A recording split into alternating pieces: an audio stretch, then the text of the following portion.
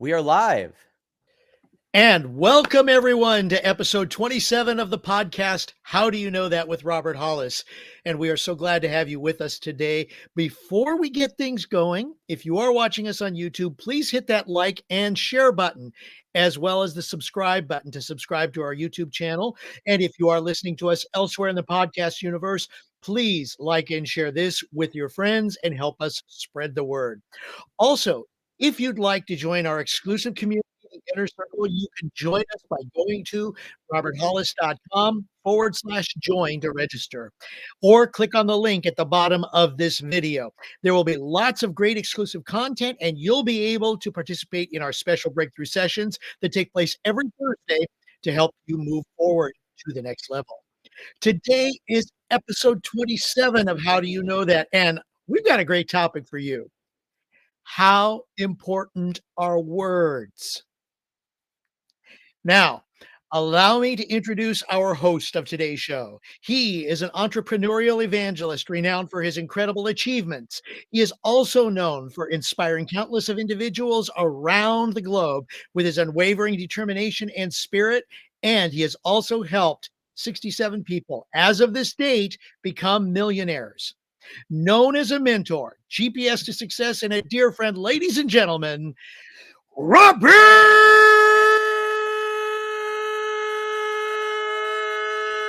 Hollis! Craig, the hostess with the mostest, and of course the the one of the visionaries. Thank you so much. That never gets tiring. That never gets tiring. When I hear Craig do that, the one thing I'd like to do to flip your perspective and belief is I pray one day, whether you think you deserve it or not, that you have someone incredible as Craig introducing you like that. That's my hope and prayer for you. And of course, behind the scenes, but in this scene, Matthew, my son, love and appreciate him so much. It's funny, we never stop talking about things, and then we jump on here and we keep talking, then we get off here and then we talk. And so it's Right.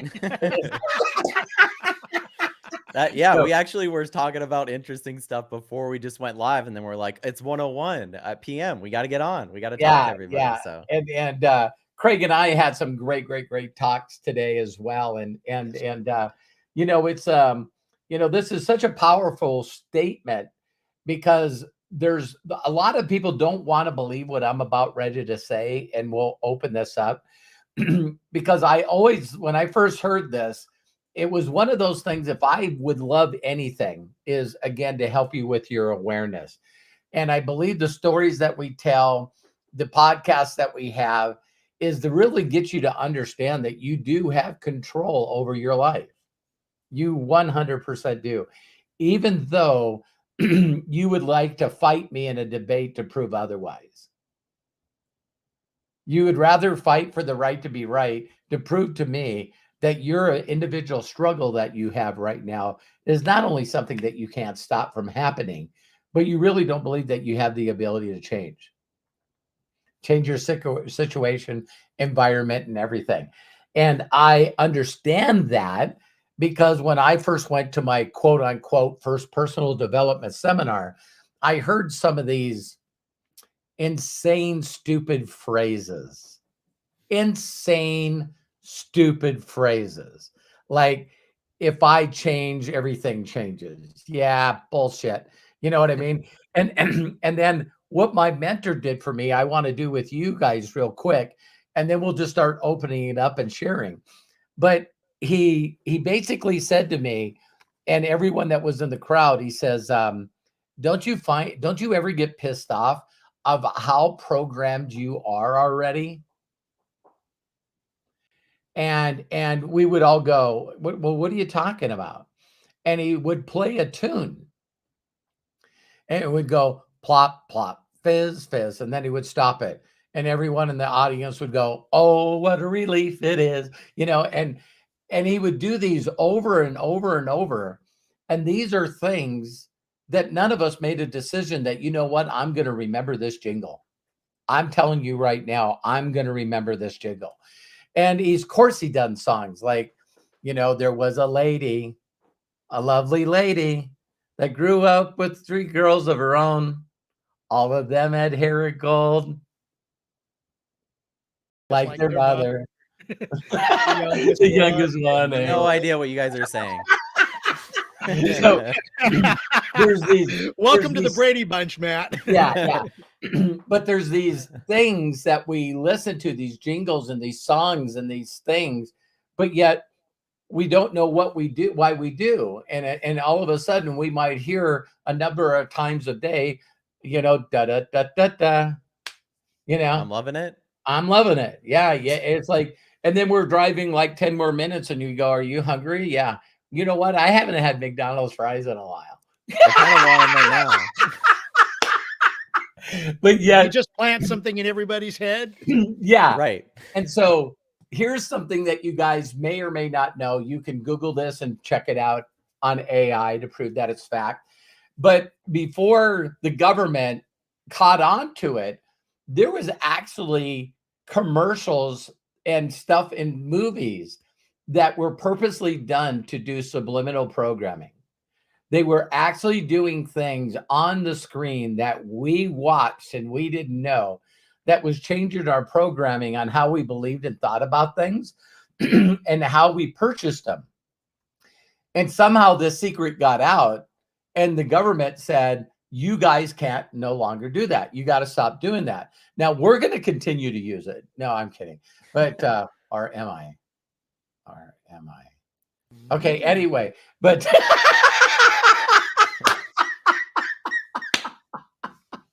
and so, this whole topic is that how important words are. And there's still when Bill did that to me, and I realized that there was a lot of things that I knew and I didn't know why I knew them. And I wasn't paying attention to this programming. Like, why do we have to watch the news? We got to watch the news. I mean, we got to know what's going on. Come on. Don't you got to know what's going on so you can protect yourself? It's like, we got to know this stuff, right? And so it's this constant programming of being in a competitive nature where if you're blue and I'm red, then we need to fight. You're on the wrong side. And that we constantly have these things where there's this constant division. Because with division, I think I've shared in other videos that when the new king got christened, right? Or whatever, so we lost the Queen Elizabeth and now we have King Charles, right? And there was a comic that I've seen before, but this time it was with King Charles. And he's standing there and all the people are below him. And he's going, well, now that I'm in charge and the Queen is no longer here, then everyone gets to blame me. And the court jester behind him said, no, we've already convinced. See the people that are down there that are holding pitchforks? Yeah. They're already hated by the people that are holding the torches. See the people that are holding the torches? Yeah. Torch people don't like pitchfork people. And pitchfork people don't like. So as long as we can keep telling them that the other side's the problem, they don't give a shit about you. And I went, wow. So it's this constant chaos that they keep throwing at us, that there's something that's more pressing and scary. That do you know that right now the weather's affecting 30 million Americans right now because it's too cold. But the other 30 million Americans, it's warmer than normal and we're going to run out of frickin' water. And I guess for the other 30%, have a happy day, but tomorrow's going to suck, man. Because the weather's coming your way. 5-day forecast, man. Oh my God. So we don't want to believe that other people are using words to put us in a state of being fearful and not knowing what's going on and constantly having fear, uncertainty, and doubt. So we don't know how to get us out of this situation. So, man, I sure hope that the government does. I sure hope that the red people figure it out. I sure hope the blue people figure it out. And what it does is it puts us in a place of not wanting to move forward because we're uncertain if there is a forward. Okay. So no one wants to admit that words have already controlling you and have actually put you where you are right now because you're not willing to stand up and listen to different words, including words that you say to yourself, to change everything instantly. See, there's no way that it could be that fucking easy. No way. No way. So there's a lot of things that, I don't no longer think. And then I think things where everyone makes me feel weird. Like, you're a weirdo, Robert. That's where I know that I'm in the right place. If I can get a hater for saying gooder, I know my words are hitting people with the wrong programming. Right? I seen a post the other day and it was just funnier than hell. Michael Martin, a friend of mine, posted, I blocked someone today because they corrected my grammar, and it felt awesome. So yeah, I mean, you ask anybody too, Dad, you ask any person that's like got a massive following, and one of the first things they'll tell you to do is hire somebody to go through your comments and give you the ones that you should respond to and eliminate all the ones that you don't. Because I think it's so hard, because what ends up happening is, just as this is named, right? Like, the words that people say are insignificant and matter until you say them to yourself. right. And you're saying them to yourself as you're reading them, or you're reading them out loud. And so if those words don't end up in your mind or in your your stratosphere or whatever, then it's not part of your day-to-day communication with yourself. But when you read negative stuff all day or respond to negative stuff all day, I sent Craig and my dad this video of this professional troll, right? It's funny because all day it's a joke. I never believed that there was such thing as a professional troll. Well, of course it's a joke, but still it's funny because it's so true. Yeah. It? This dude's got like 5 laptops set up, right? And he's like, this woman just graduated astrophysics, and she posted some type of paper. He's like, he goes on, this is not how gravity works. Women aren't smart or whatever. And immediately by him typing that everyone's going to get upset and pissed at him, right? And he's like, I love it because I get all their energy, right? They bring it all to me. Instead of going to something positive, I get all their energy. And he's like, I just love it. And then there's this other part where it's like this comment, and this person's like, what you just said is racist. And he looks at the camera and he's like, yup, exactly it is. It just goes to show that the people that are posting this stuff most of the time actually are just doing it for that energy. Yeah. And that's the truth of it. They're not really they just want someone to engage with them. Maybe they're in pain or something. It's a certain way to get attention. Right.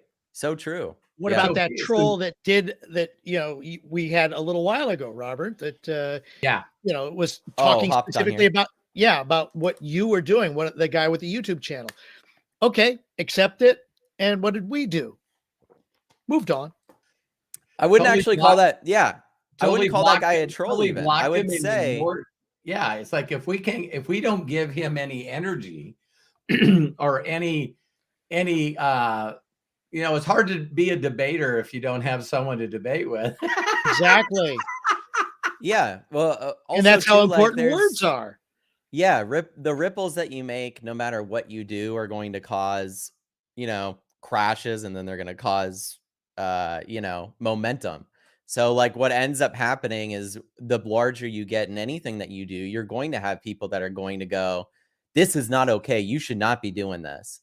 Right. It's funny because I just saw a clip before I got on here of Quentin Tarantino talking to Howard Stern. And Howard Stern was like, there's just no way you can make Django Unchained today. And he's like, bet your ass I could. He's like, because the elements that exist that you said people were going to complain about then exist now. Even if the climate is different, it still doesn't change the fact that I'm bringing it up as a conversation, and people remember the conversations they have about art. They might not remember the opinions that people have about it, but they'll remember the conversations that art sparks. And I thought, what a great way of explaining sharing things with others. Look at the Mel Brooks movies too. I mean, Blazing Saddles is one. I mean, could he remake something like that today? Yeah, maybe not in the same Monty way. Python, you got Life of Brian. How I think we talked about this before. Why is blackface such an awful thing, unless you bring up Robert Downey Jr.'s name? Oh, you're talking about like Right. Tropic Thunder, right? Tropic Thunder, right. Well, I think just like Dave Chappelle before in doing like his skits and stuff, when you're being satirical and you're making points about just how stupid it is, he's in blackface in that movie as a satire to old Hollywood, which used to do that all the time. Right. Right? It's satirical in the fact that, oh, instead of just getting a really incredible black actor, what we'll do is we'll just take a mediocre white actor and give them blackface, and then they'll take the role, right? Because we don't want to give anyone that's of color any roles. That's how they were back then. I mean, I love Breakfast at Tiffany's. Every single time I watch it, I have to deal with Mickey Rooney's performance as a Japanese guy, and it's cringe every time I watch it. Still a great movie though, but it's there. So Matt, just a question for you. What are some words that you said to yourself in the past that were very detrimental to you that you can now hindsight look back at and go, great what question. the hell? Yeah. Right. Yeah, no, I mean, there's a lot of words of like mostly delay, like, okay, I need this to get to this. Like I used to have a very big communication with myself every single time I wanted to do something big, and it was like, how many boxes do I have to check before I get to do this big thing? It's like having a checklist before you travel, right? Right. You're like, I got my toothpaste, I got my toothbrush. I used to have word conversations with myself and even journal going, here's the things that I need to do before I get to do the thing that I really want to do. Wow. And some people may see that as like, okay, you're productive, you're getting this stuff done. But this was actually stuff that I felt like I needed to learn in the process to not have to collaborate with others. And as I've gotten older and wiser, I realized most great things come from collaboration. So I stopped doing all the wording of you need to learn this or that. And now the words are, you need to find someone who really excels at this. Great. And get them attached to your vision, right? So, I mean, I would throw that question right back at you, Dad, and then Craig can do it too. But that was mine. Like just really having those conversations with myself about the fact that I needed to do so much before I got to do what I wanted to do. My words is from the time that I can remember hearing words. I knew that I was going to be a blue collar worker because I didn't have the intelligence to be a white collar worker. Ooh.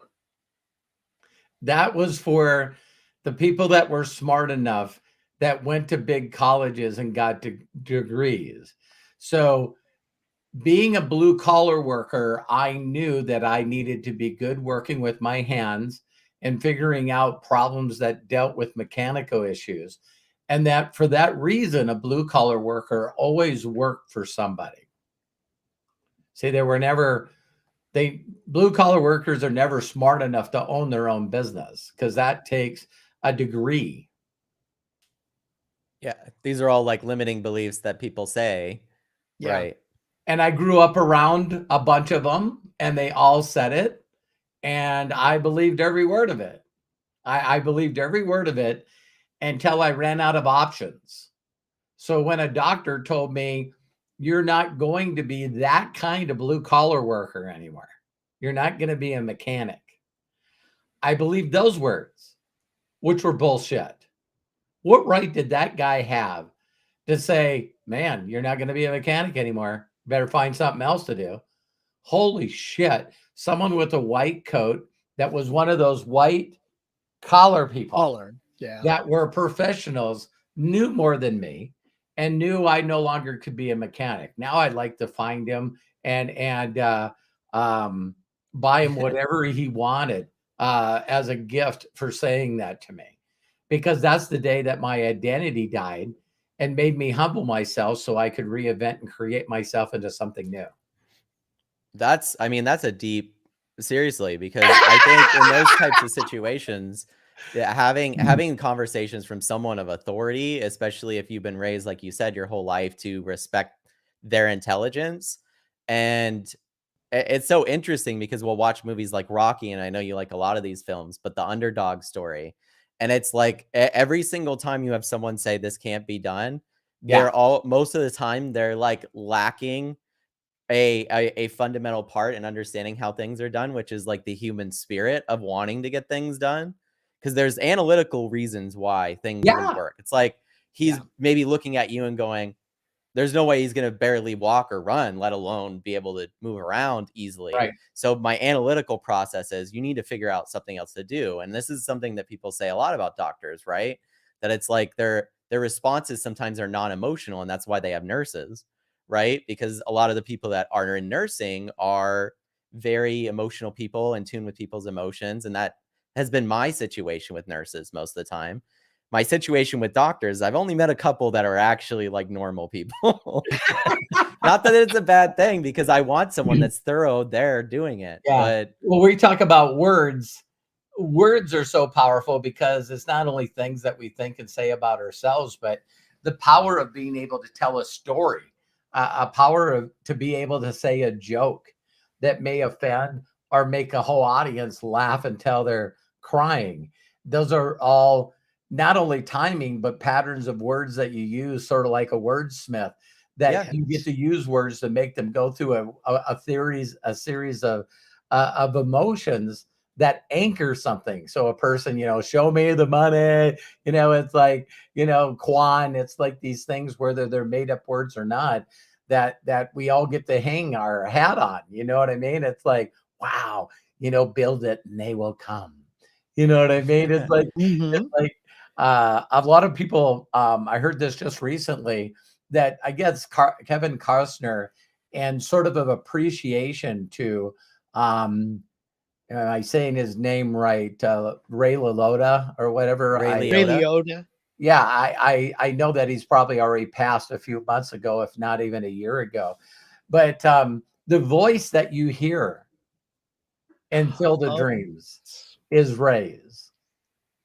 So people, he brought it up because the guy that wrote the original story of what made that script so powerful is that, man, this choked me up, because when he said it, it really got me. But it was, the father knew the son was unhappy with him. And so his dream as a person in the spirit realm was that if you do this,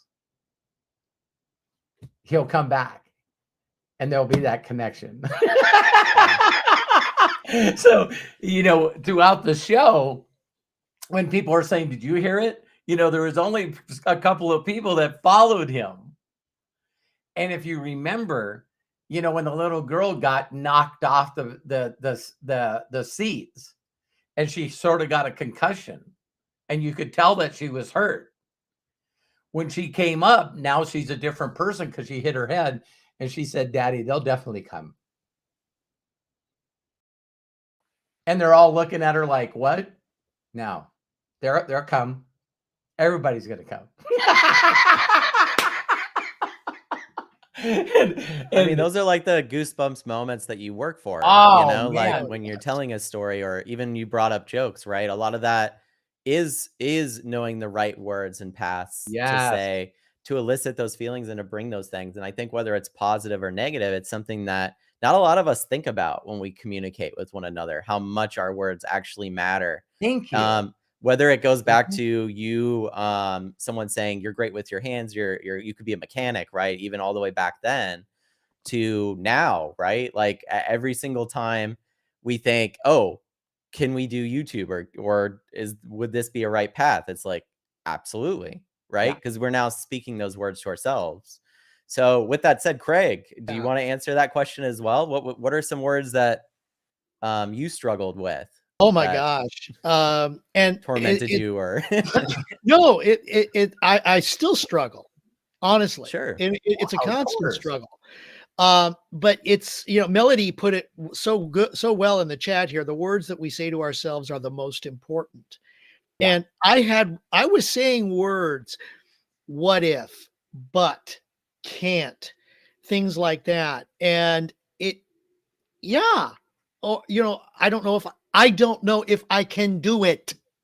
Right. Oh my God. I love how people say, nah, this is not for me. Yeah, there's another set of words. This is not for me. I don't know what you do, but this is definitely not for me. Or yeah, exactly. And it goes to, I mean, Bruce Lee says it, you hear every word you say. Or if you Right. want to go to another quote that we always put out there, especially during your lives every day at noon, whether you think you can or you think you can't, you are right. Now, some people may have the disposition to do things a certain way or better maybe than others, Right. but it doesn't stop you from doing what you want if you want it bad enough. And okay, we look at somebody like a Joshua Daramella. Oh my gosh, talk about somebody who has taken words and said, you know what? I can do this. I can. Right. Oh my God. Right. Now, and he's in a place where he gets beat up. He, in the figurative sense, Yeah. gets beat up every single day because of where he lives, not in the greatest country in the world, in one of the poorest countries in the world. And what does he do? He finds a mentor, which you talked about earlier today in the Going Live. He found somebody who he can follow. He changed his stinking thinking. He changed how he felt. He changed how he thought. And he is making a difference in a country where he, under normal circumstances, would not have the opportunity, Right. because of the culture and the way he was brought up. And that's a big deal too. I know I've mentioned it in podcasts before, where up until about the age of 7 years old, it's been shown that if you're consistently beaten up, if you're consistently given bad vibes, if you're consistently knocked down, that's going to affect you for pretty much most of your life. Right. And that's why when you raise children, you want to, and in fact, I know in California, I don't know if it's nationwide or not, but there was the First Five program that came out. And the whole point of it was getting your kids to read, write, and create. And how to do that. Why First Five? Because those first 5 years are the impressions that stay with us, because our minds are being built. Our minds are being molded into doing things. And if we keep getting hit with negative words, oh my gosh, it totally beats us down. Now, yes, if we can get in those, the first 5, the words there, then later on, it will not be as hard to go to the next level. But that's not to say that we can't still do that. It just takes maybe a little longer. So I got some words for you, Craig, and I want you to tell people how important you think these words are. Okay. Okay. Someone's saying to little Craig, you're the man of the house now. Oh, exactly. It affects me. It affected me completely. And in what ways? Holy cow. Oh my gosh. It's like here I am, 7 years old. I'm being told I'm the man of the house, and I see what both my mom and my dad are going through to raise 3 kids. Here I am, only 7 years old. Now, at the time, I'm thinking, oh my gosh, yes, I'm going to be the man of the house. But then when you realize what it's all about, wow, and you understand that there's more to this, and then the pressure that gets put on you, and especially when you haven't even reached, I'm going to say puberty, because then everything changes right there too. Right. When you're given that role, those words, it's hard. And you have to live up to those words, and you have to live up to them not only as a 7-year-old, but 8, 9, 10, 13, 18, 21, and you still have to keep moving forward based on that concept that you were with those words. How do you think that affected you if someone said, so Craig, how was your childhood? Do you believe that you even had one? Not as much as I hear other people. I will say that, I Yeah. mean, I still had what I feel, especially given today, was a good childhood. I didn't have a father at those times. Right. Could I have been a better person than who I am because of that? Very possible. I am who I am because of who I am and how I was raised. But I could I have been better? Maybe. Could I have been worse? Maybe.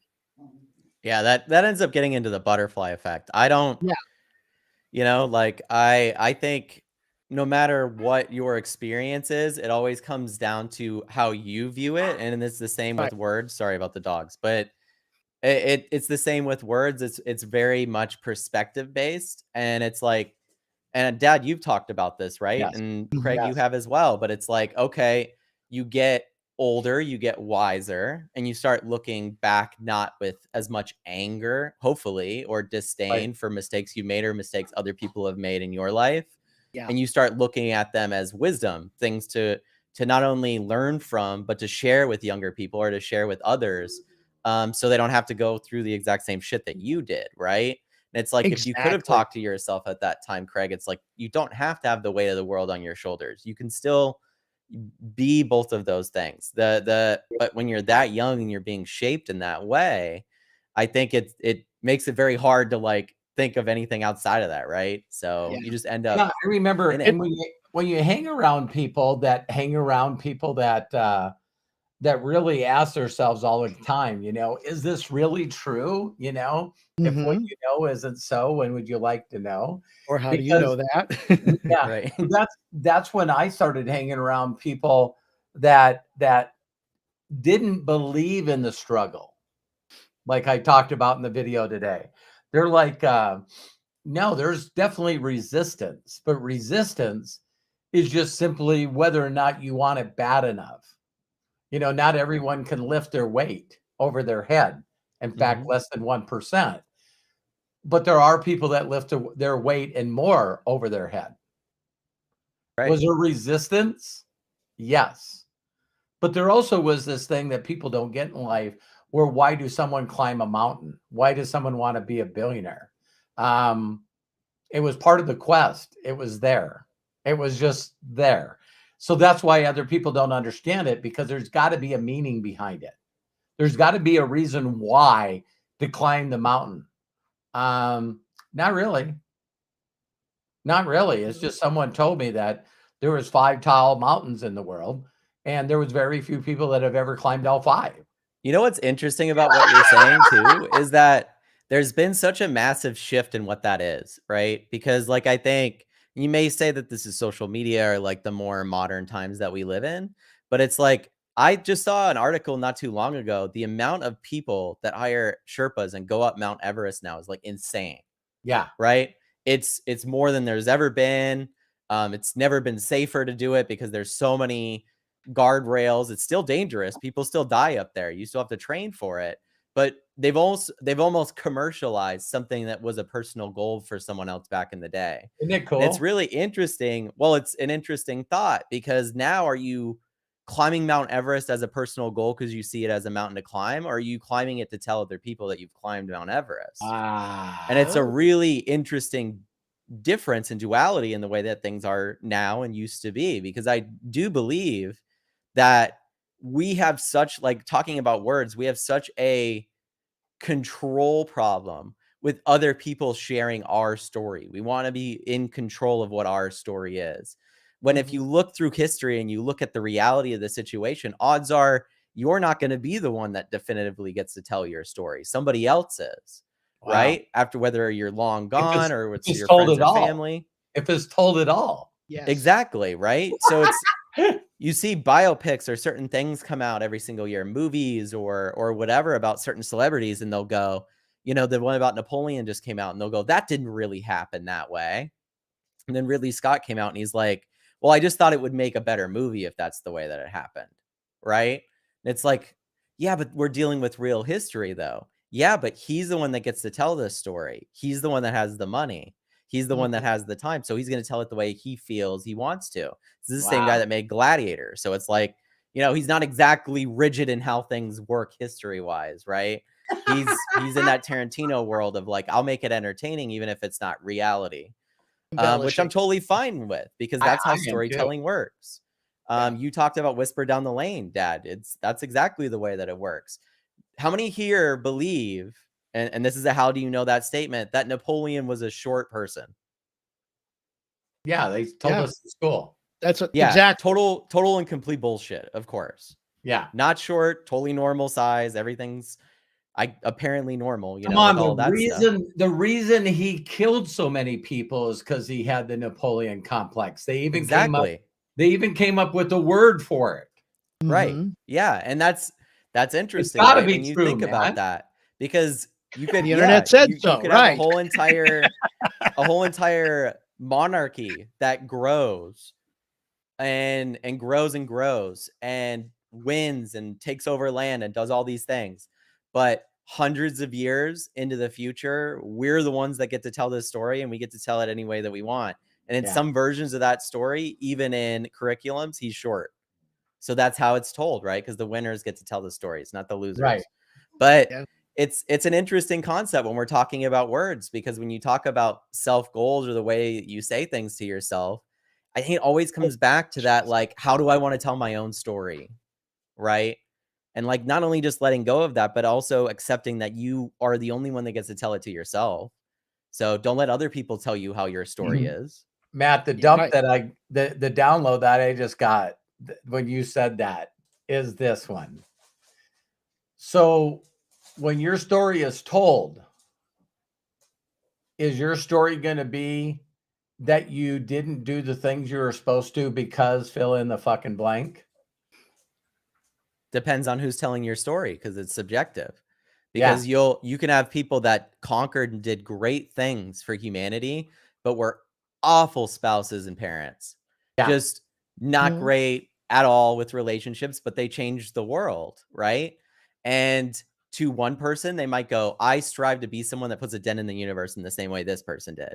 And then in another person's life that doesn't care about that, but cares about family and cares about your children's love and care and respect and your spouse, they would look at that person and go, they accomplished great things, but they failed at the most important thing in life.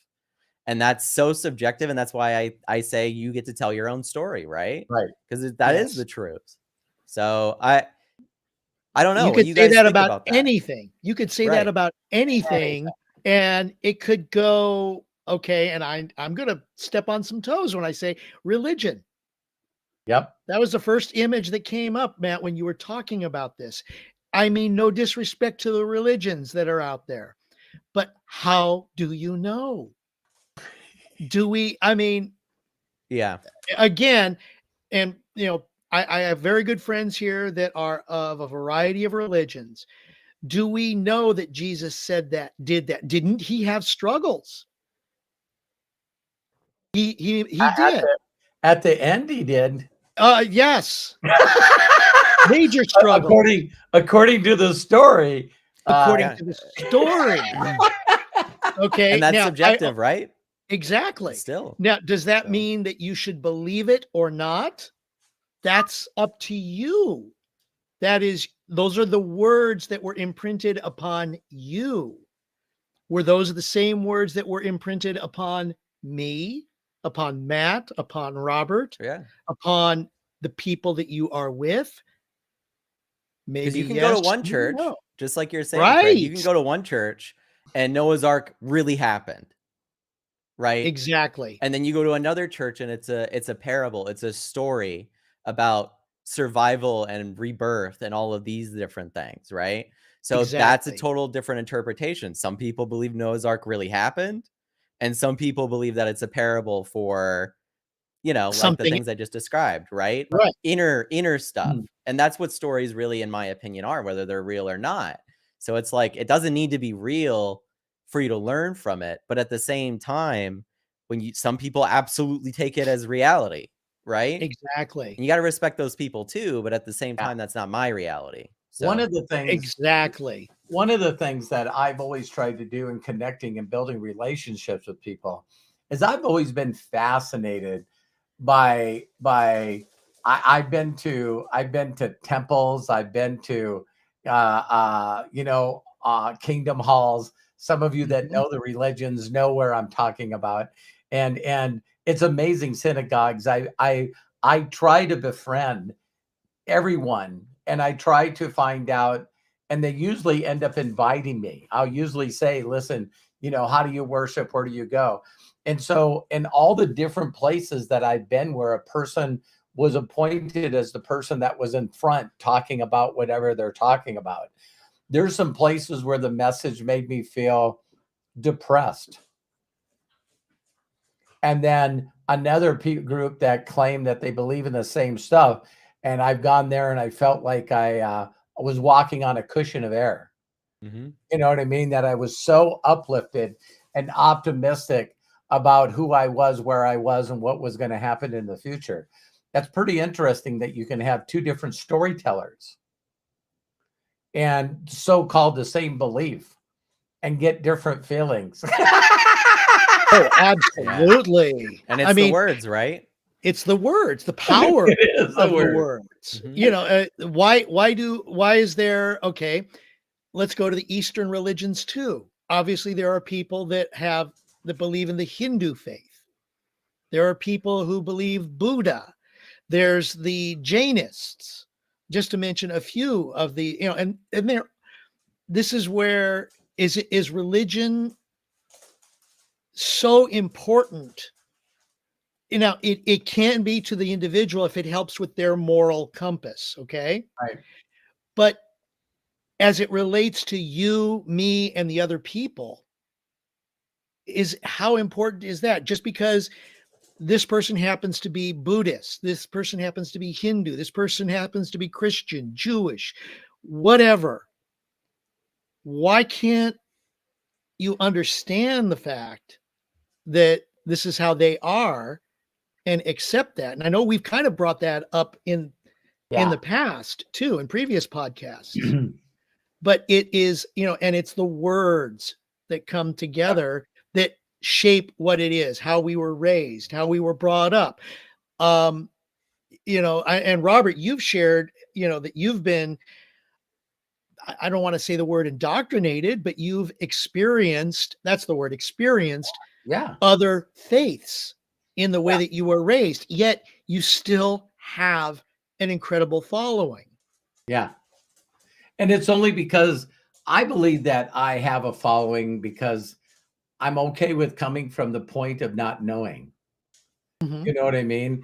I always tell people all the time, if you ever want to discuss religion or any kind of beliefs of any kind, the people that scare me the most are the people that believe without a shadow of a doubt that they know.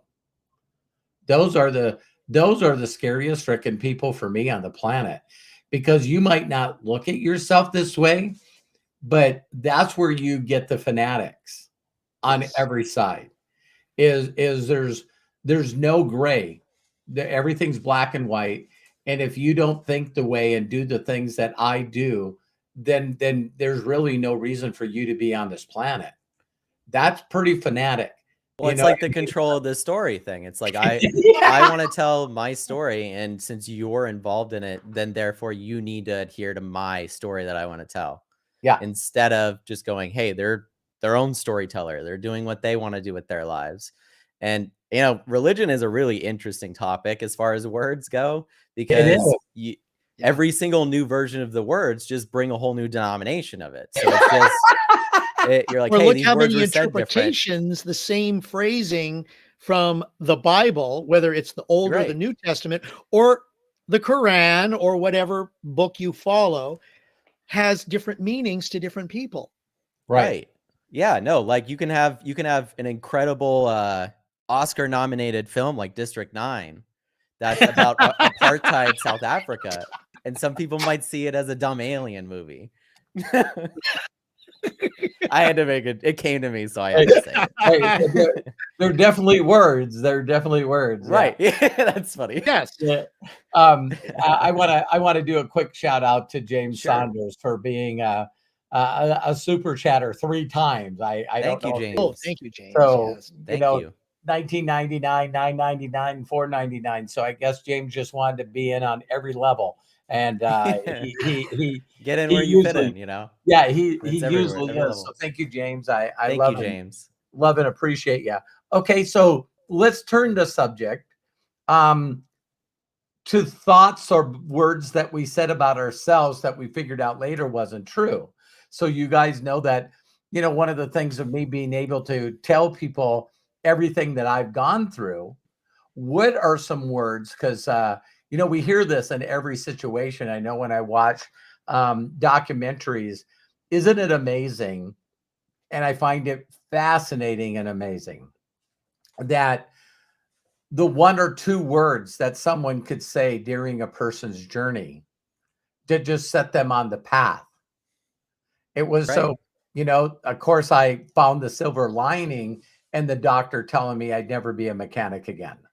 But the 9 months prior to me getting involved with someone, like Melody said, you get to do this. You don't have to do this. You get to do Right. this. It's that change in perception and belief. What has been some ones for both of you guys where someone said something like my uncle said to me, you know, you're really good with your hands. You know, the oil field is not going to be around forever. You know, you should go to maybe to a tech school and because you're so natural with it, you'll breeze through this, but then they'll give you this piece of paper that everyone will find valuable where you can get a job anywhere in the world. And you know, I think this is probably the first time that Matt or Craig heard me tell that he did say a little more, right? And I just got to thinking, wow, you know, it's like the oil field's right here. The oil field's right here. You know what I mean? Being a mechanic or being an automotive engineer, you pretty much can work anywhere. And true. for him to stretch my thoughts and my horizons enough for me to focus for just a few years to pull that off is what allowed me to be able to do some incredible opportunities. You know, I don't believe that I would have went to California if I didn't get 3 job offers there. Mm-hmm. You know what I mean? And a mentor, Professor Bitts, to say, well, I'm waiting on the offer because I know that one of them's going to offer me money to be able to pay for my expenses to move. So out of the 73, who wants you more? Mm-hmm. Who's going to pay you Now for you get to negotiate. It's Yeah. like a draft or something. You don't know that you don't know. Right. You don't know that you don't know. And so, you know, either one of you can go first. No, Craig, why don't Craig, you go yeah, ahead? why don't you go first? You know, it's hard to say because it's a process for me. Right. I'm going to say that part of it is you, Robert, because of opening up my mind. And now I've always had what I felt was an open mind, but I remember you back then. Yeah. Yeah. But I also had limiting beliefs. Thank you, Craig. No, but it's because, okay, and I know Melody even put to here, you know, are you better because of in the chat? And we're going to, I mean, Melody, wow, you know, between you and Melody and how you have affected Melody, who has affected me, how you have affected me over the years, it's opened me up even more. I felt I was still, even before meeting you, pretty open-minded. Got it. Okay. But there was something, a limiting belief inside of me that was still holding me back. And the fact that I'm able to say, you know what, this is what I want to do. This is where I want to go.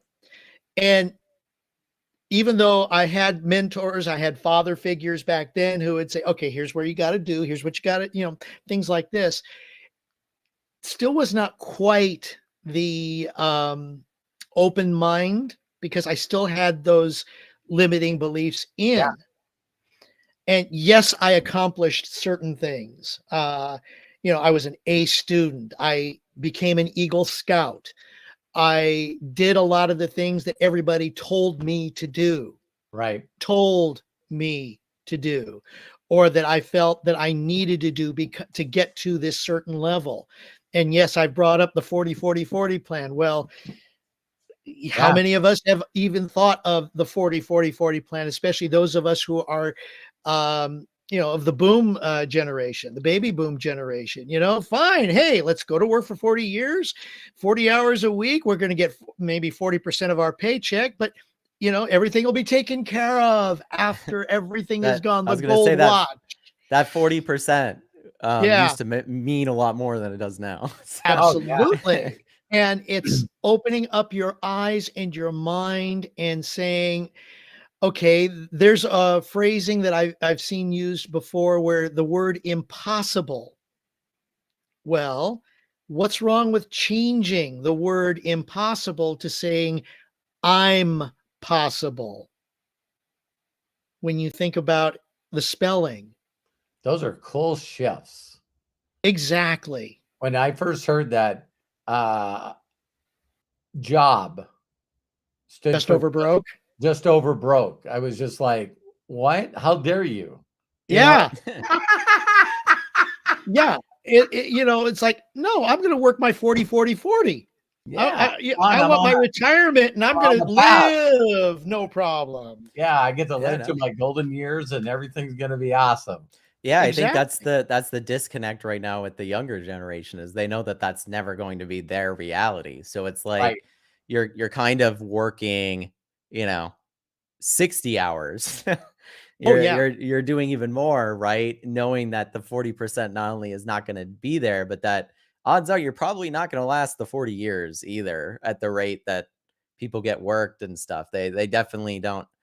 I don't know anyone young that goes boating on the weekends and fishes. They sleep to recover on the weekends. So I think it's really interesting because you sharing that stuff, Craig, I think it's similar to the things that I had in self-talk, and it's really like not necessarily what stopped me from doing things, but it was more like as people were saying you need to do this or that, or those barriers were there. Mm-hmm.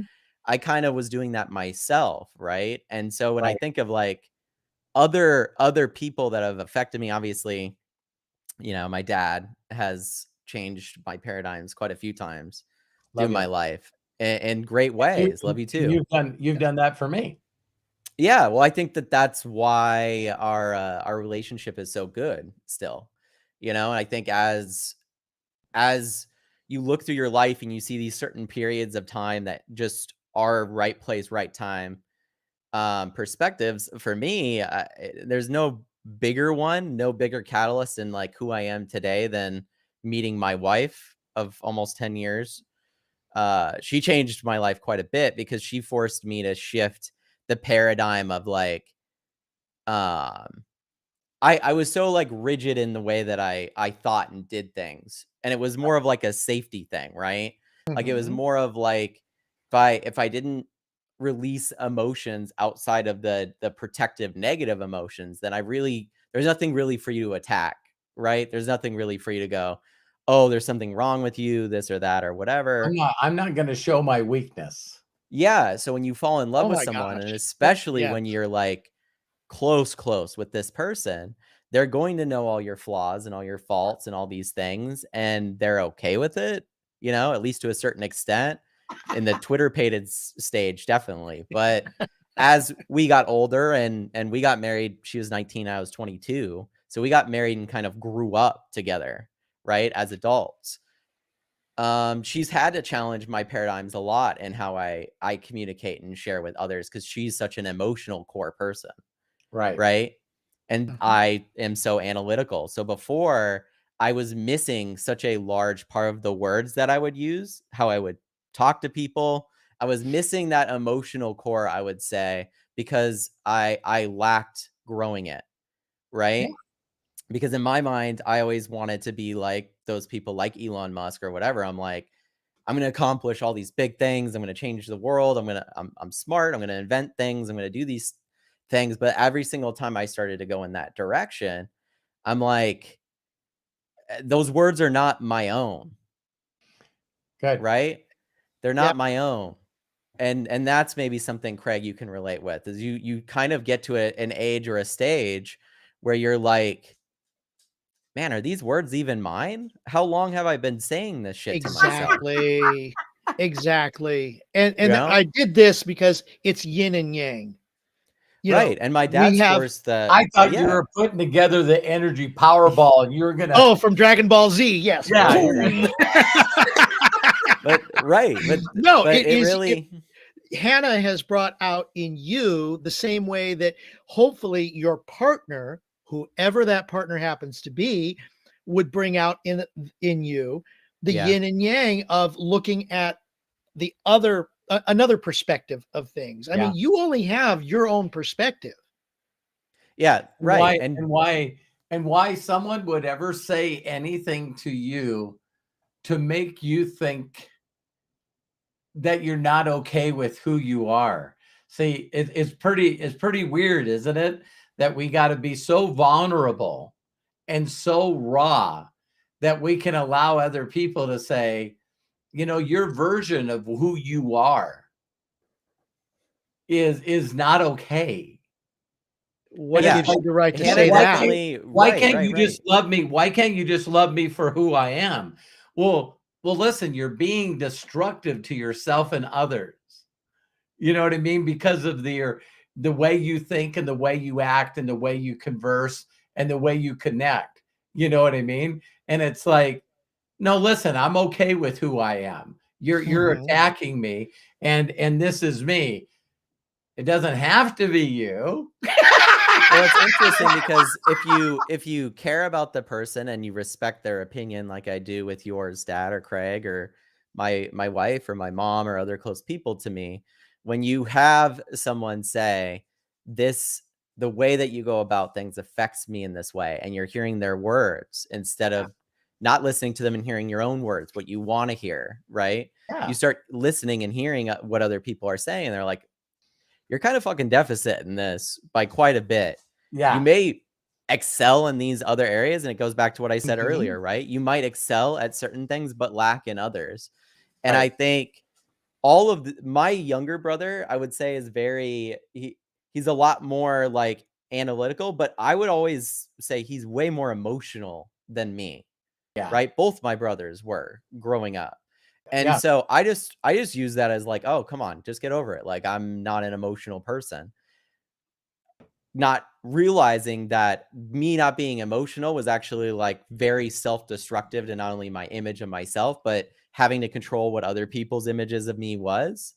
Mhm. And it took Hannah and my family and everything to really like sit down with me over growing up and go like, dude, you're kind of an asshole in some of these situations. You're not emotional. You're not thinking about the damage of what you're saying or what you're doing. And like, think about the emotional impact of how you're going about things. And as I grew and listened to those words, oh my God, my self-communication got so much better. I'm so much healthier. It had nothing, it's insane because you think, okay, I'm going to be who I am, right? But this goes into maybe a subject that we can branch into, which is self-talk, the words you tell yourself, my gosh. and how much that reflects on the things you say to others. Like how much that opinion, if you're getting on and saying negative things, how much odds are you're probably doing that to yourself. It's like a self-fulfilling prophecy behavior. Totally. And so for me to be unemotional to others and how I was doing business and how I was doing everything also meant that I lacked emotion from myself. And all this caused was just a domino effect of like mental exhaustion and blow up, right? Where it's like Right. at some point I had to deal with the emotions or the weight of the things that I was dealing with. And instead of dealing with them when they happened and having good positive self-talk, I just waited till they just bottled over and just tipped over completely, and then had And to it rebuild affected everybody. everything. Right. Affected my family, everybody. I had kind of like a mental breakdown from all the work and all the things I was doing, all the Right. stress I was adding on to myself. And to come out of that as the person I am now, I attribute that to the people around me quite a bit, Mhm. because I think that has so much to do with it. And I just wasn't listening to their words before. I was Right. Look, wanting to control my own story instead of, you know. yeah. It's So, interesting because you bring that up, and then I opened up this Melody Ryba, and I wanted to bring this up. And Matt, thank you for transitioning into this because yeah. it's so perfect. She came up with a small treatise, paper, however you want to put it, called The Power of Words. And part of the section here that she talks about, self-talk words we use that affect our moods and everything in our day. We are not the only ones affected, but it affects others in our lives, our families, our peers, and even our coworkers.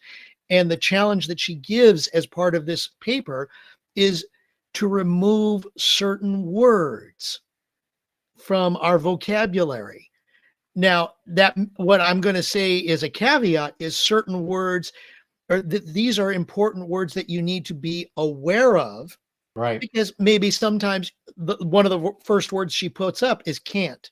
Well, you can't do it right now, but that doesn't mean that you can't do it. Right. Melody, I know you're in the chat, and I hope that's what you mean by this, because it just means that, all right, don't make that as a word that is consistently used by yourself. It just means that it's not available to you at this point in time, but that doesn't mean that you can't or cannot do it.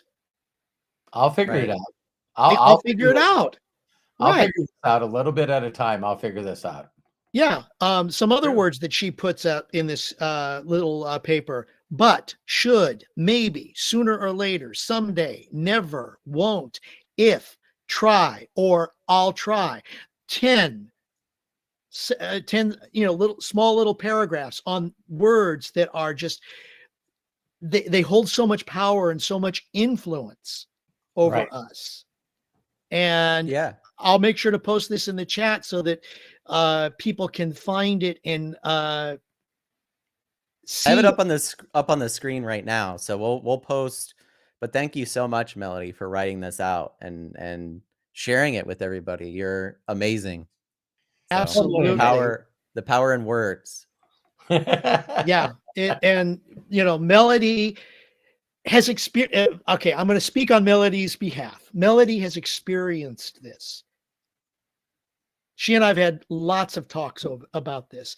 And Robert, you have been a major influence in helping her change her words, changing her thinking, changing the way that she looks at things. And what happened because of that? She became one of your millionaires. Yeah. One of your people who consistently refers back to you. I would love to have Melody on here to talk more about this. Yeah. And I hope we get that opportunity very soon. Yes, Melody, I'm calling you out. It's because I care. And talk about somebody who has taken your words and learned. Literally taken the things that my mentors taught me, and she took them to heart. And the thing that I'm most impressed with Melanie is, again, when we would talk, I know there's a lot of interviews out there, me talking to her. You guys can search for them. But the number of times that Melody had told people that, there was times that I didn't make her feel very good. There was times that I called her out on what I believed at that time was some of her bullshit, self-sabotaging speech, and it would make her cry. She would be mad at me. She would hang up on me. It took me a while. We sort of make a general statement about individuals. It's like we were talking about with blackface, right?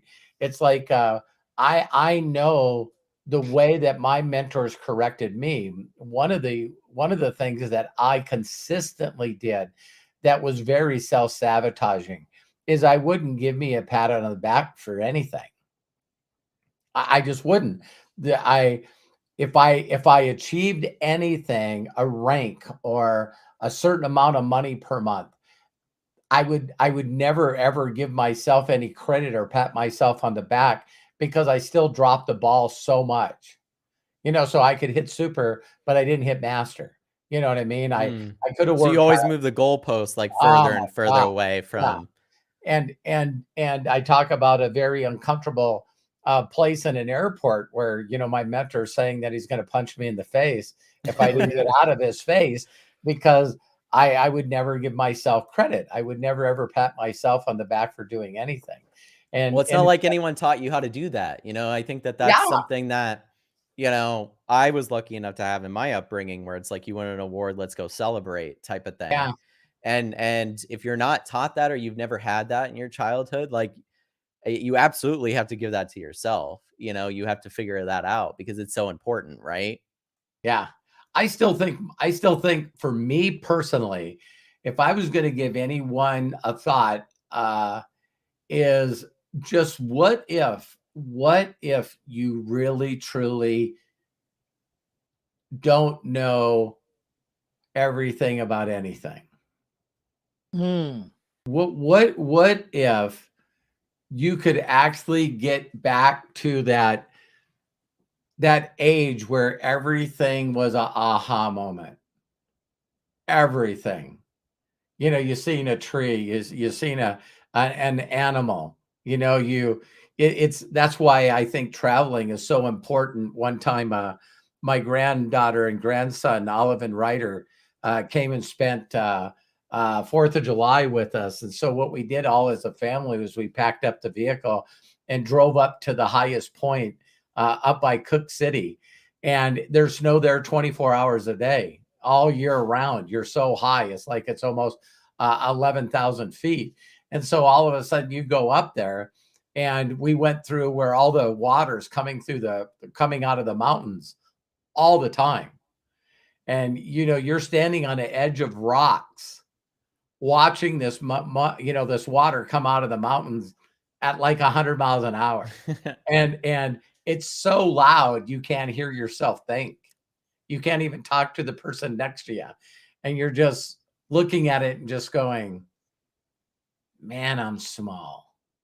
Yeah, well, I was even watching that Alex Hormozy video before we got on here.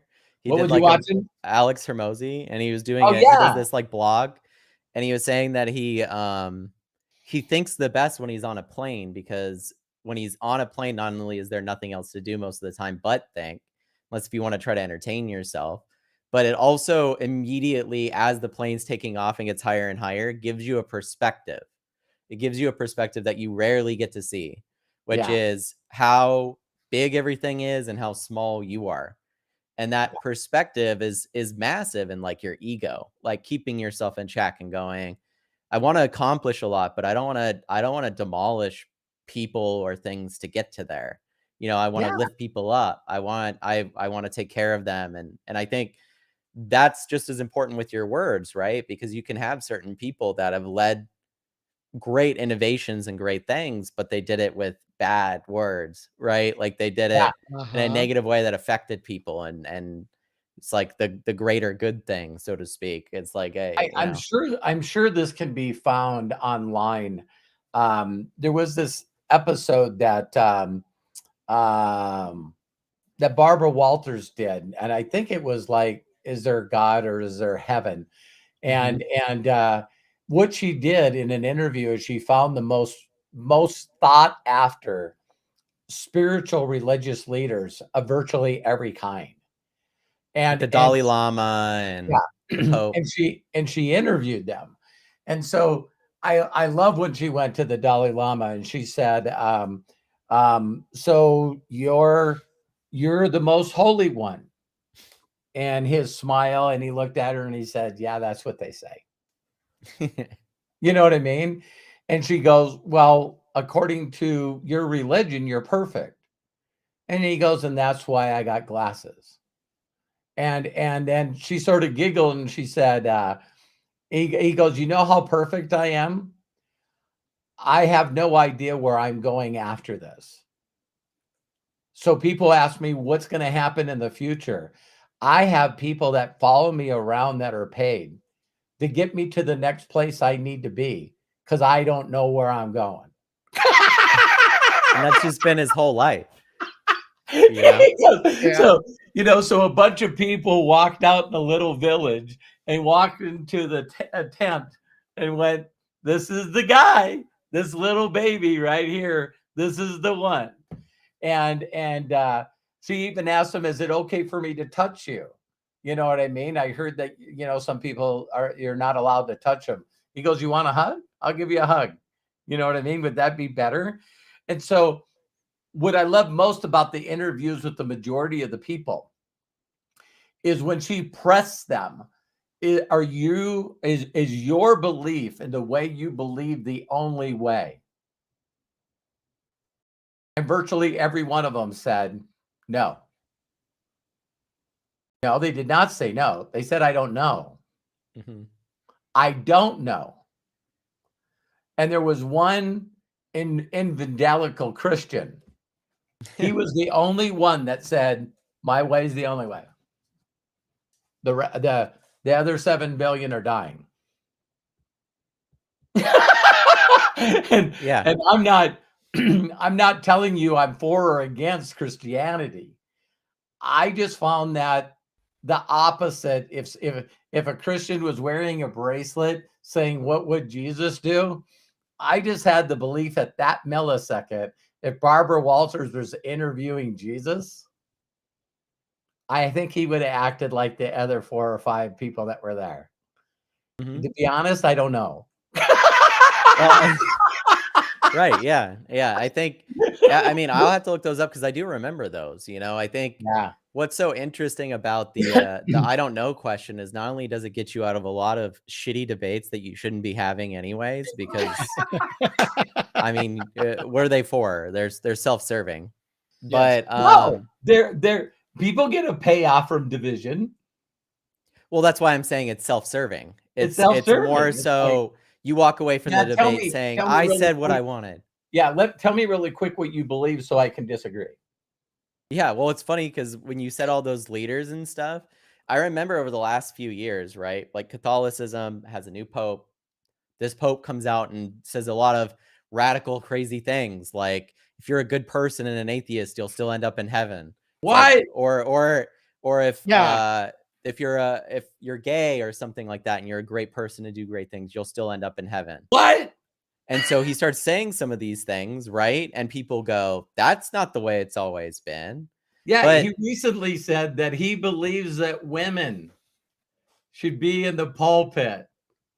Oh, my God. Don't you know the last people we need telling us what to do is women?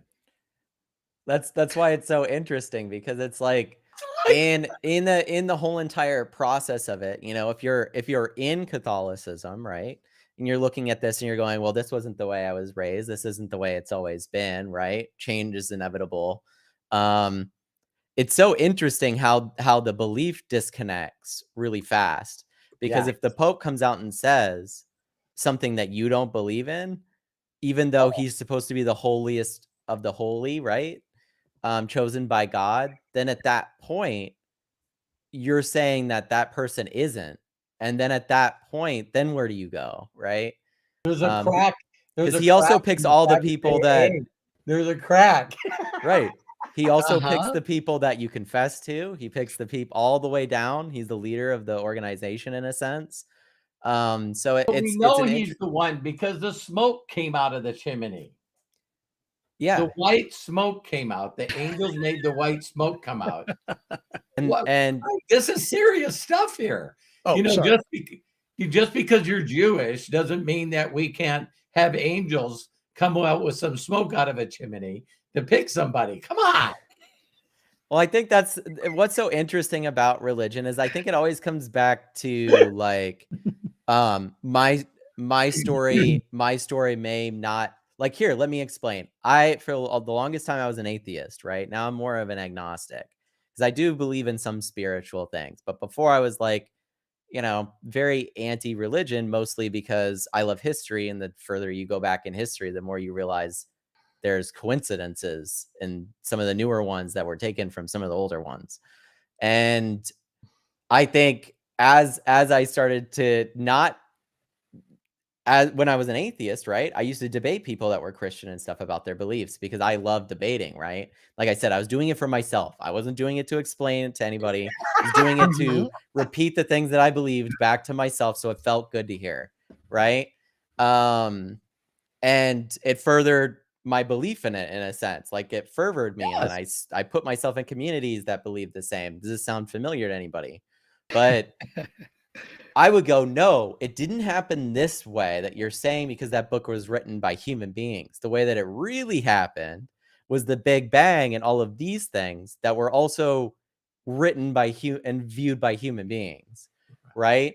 So it always comes back to the I don't know part, and you get to the point where you're like, wait, so science can change all these things too. And I respect and love science. I'm still A+, love science. But at the same time, I can go, there's some shit I've experienced that I kind of can't explain with science. So now where does that leave me? And I'm not religious enough to go, oh, this person explained how this works, I'm going to take that. I just live in the I don't know more now, and that's easier and healthier because I go, yeah, this love shit, really great. Don't really know. Don't really know. But if you would have asked me before, good. Yeah. If you would have asked me before, I would have been giving you the normal atheistic answer, right? Like it's for reproduction. It's for just to go to show you guys how I used to be, right? Because I talked about it. It's like, well, it's for reproduction. It's for furthering humanity. Obviously, the Darwinism, the strongest will survive, and that's why you have to reproduce, and some will survive and some won't, and that will make the best version of humanity. And then I actually fall in love, and I'm like, okay, we've been together for almost 10 years. We don't have any children yet. So clearly the reproductive aspect of it is something we're like, let's wait on that and grow up a little bit first. So really the love aspect didn't automatically then mean that. So then I have to challenge my own beliefs, right? And go, yeah, I'm in love with this person, but it really is so much more than that. It's so much deeper than that as being the reason. So then it starts going, okay, so love affects plants, it affects these other things, it affects the universe, it affects others, we can feel it. Don't really have an explanation for that in the analytical beliefs of why that would work that way and why love can be such a powerful force in someone's life, right? That's why I've said if you're depressed and your life sucks, one of the best pieces of advice I've ever heard is just go volunteer at an animal shelter, go volunteer somewhere with the homeless or anything. And I've done that. But if you do that, you're immediately put in a situation where you're useful and helpful to people that are less advantaged or in a worse position than you. And it's an immediate wake up call, just like my dad has shared with traveling. It's an immediate wake up call to how you can be useful in a situation and help others. And that love that you give is actually the thing that grows you and builds you as a person. That collaborating with others is necessary. And you don't know where that comes from either. You know, when you talk about really having deep appreciation and gratitude and you know the kind of things that you should be grateful for and love. And you know, when you give to another human being unselfishly, not expecting anything in return, and then it flips on you. It flips on you in a way where you see this unbelievable amount of love and hope that you gave to another human being, that they can actually for a second or a moment in life believe that humanity's okay. Yeah, I saw this video today of this guy, you're the person that, wait a minute, and everyone's not out for their self and are an evil person. You know, wow, there's the helpers, as Mr. Rogers says. There's people that are out there doing stuff that could be anywhere but there. Yeah. Anywhere but there. But they choose to be there for that individual in that moment. And that's probably why I love it more than anything. If there was people that intervened with me, not only in their actions, but their words toward me, that gave me hope in humanity and belief that, you know, I am a flawed human being. I'm far from perfect, but someone gave me the analogy that I could put more on one side of the scale than the other. And it wasn't for me to boast that I was doing it. See, that's where giving gets wonked. If I'm handing $100 to a homeless guy and I got someone videoing it for my YouTube channel, I'm not going to even say something negative against those people, because maybe in their thoughts they're believing that it will inspire others to do acts of kindness. So I'm not even going to say that I know what their intentions are in doing so, but I do know that there are people that do it to say, hey, look at me. This is what I'm doing. You know what I mean? And I just really, truly believe that we're moving into a world and a change and a lot of perspectives, seeing, multi-billionaires now, tell billion-dollar corporations or trillion-dollar corporations to fuck off. There's this thing that's happening where, one billionaire does it and people might not like him, but then there's other billionaires that people may like or not like Dana White.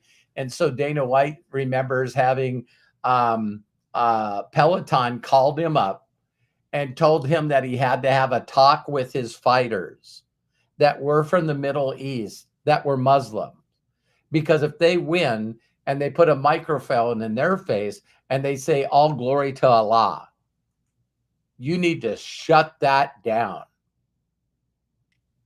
And Dana White says, yep, I think we have 22 facilities in the world, have over 73 Pelotons, and I just told everyone and every one of them to take those things out and throw them in the fucking garbage. You know what I mean? That I'm not doing that. And then immediately gets a call when he does that on a podcast to the biggest competitor of Peloton and said, listen, you just got rid of 73 Pelotons. We got 73 new ones for you to put in, and we'll do it at our cost. Well, yeah, I mean, I think it's that's one of my big issues with, in a lot of ways, like modern internet and modern society, is that this whole, like, you have to do what I say. And it's interesting because even though I cringed a little bit when I saw Elon Musk say those things, because I'm like, I get it. Like, I get his frustration, but at the same time, like, we're all, if we say something or share something that affects people and people are like, hey, we don't want to support you anymore, that was our choice to do that. And blaming someone else is not really a solution. It's just diverting reality to somebody else. So, like, I think what's so interesting about that is that there's like this large group of people, and it goes back to the whole subject of this, right? Which is words. There's this large group of people that are like, these words and these things are okay, and these words and these things are not okay.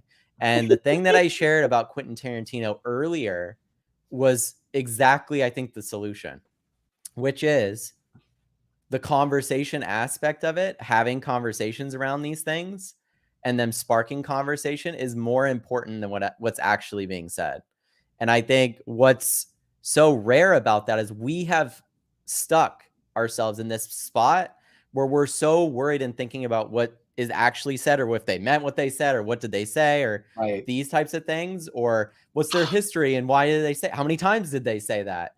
And it just starts becoming like this like cluster of shit, instead of just having a conversation about, okay, they said that, you don't have to support them if you don't want to. Hey, this group of people is probably going to support them because they're pro that or whatever. I'm fine with Why those do you people have the existing, different news networks? That's existed for as long as we have. So you're not going to be the first group to get rid of it. Right?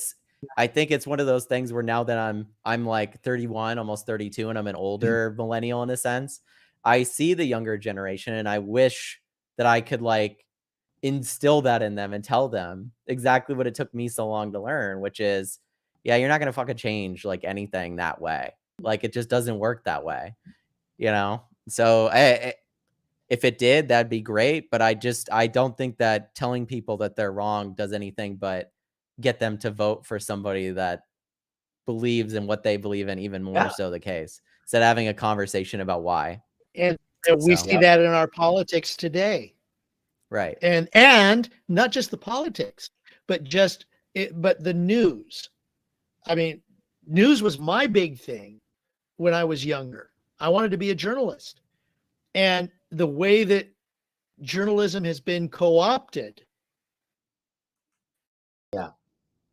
I think we might have lost Craig. No, I can hear him. I can kind of hear him. Lost. Okay. I think we got you back. You're just breaking up. It says you're. Yeah, I never lost a word. Okay, go ahead, Craig. Yeah, we just lost you for a quick moment. Okay. Anyways, but I think the co-opted versus corrupted, either way you want to say it, the idea of not allowing the freedom of speech. Now, and it's like, okay, freedom of speech, fine. Do you want to follow that? Is it correct? Is it right to yell fire in a public location?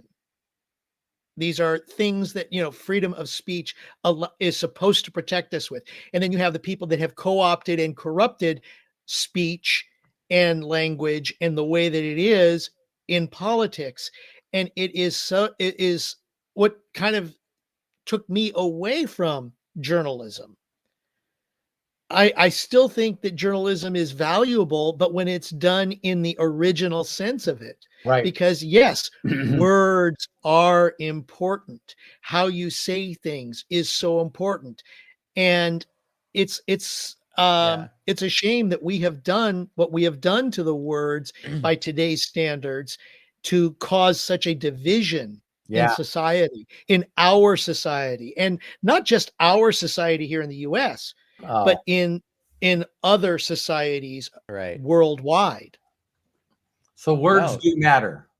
Oh, absolutely. Absolutely. Yeah. Well, I think there's, like I agree with you completely, Craig. I think that there's, I don't know, the more that we focus on whataboutisms and what ifs and live there instead of having conversations about reality, the longer this is going to go on and the harder it's going to be. Right. Because I think every single time things have ever moved in a positive direction, it's with conversation, not fighting. And I think the lack of conversation in almost anything, most things in life nowadays, whether it's politics, business, a lot of things, people are told that they're kind of like the end all be all decision makers. And they think that the world revolves and shapes around them. Yeah. Instead of the waking up to the reality of it, which is like, you're just one of the many that get to experience whatever the hell this is. And isn't that great? But at the same time, I have to experience this with some people that I just don't agree with and don't like. Right. And guess what? They're not going anywhere. They're going to be here for 50 years from now when I'm still alive. They're going to still be here. They might be different people, but they'll still be here. So we talk about this pendulum swing sometimes. When you said that, Matt, I thought it was very interesting that Craig and I grew up where it was very, very widely published and told that me as a young man, that my opinion didn't count. And what I thought was bullshit. It was like these sayings that you even say here, don't speak unless spoken to, it's like that was like the law of the land, that everyone that was young in my generation knew they didn't know. Yeah. Isn't that crazy that they knew they didn't know? And now I feel, this is a big brush, is that everyone now feels like their opinion does fucking matter, that their thoughts are the only thoughts. Right. I mean, think about that. What a pendulum. I mean, it's like, I'm taking pictures of me, right, what my thoughts and opinions are, and that didn't make me feel good. And funny. And yeah. It even gets to the point where I know that I'm stepping on some toes when I say this. It's like, all these things that have to do with what I identify with. It's like I'm not saying anything wrong or right against that.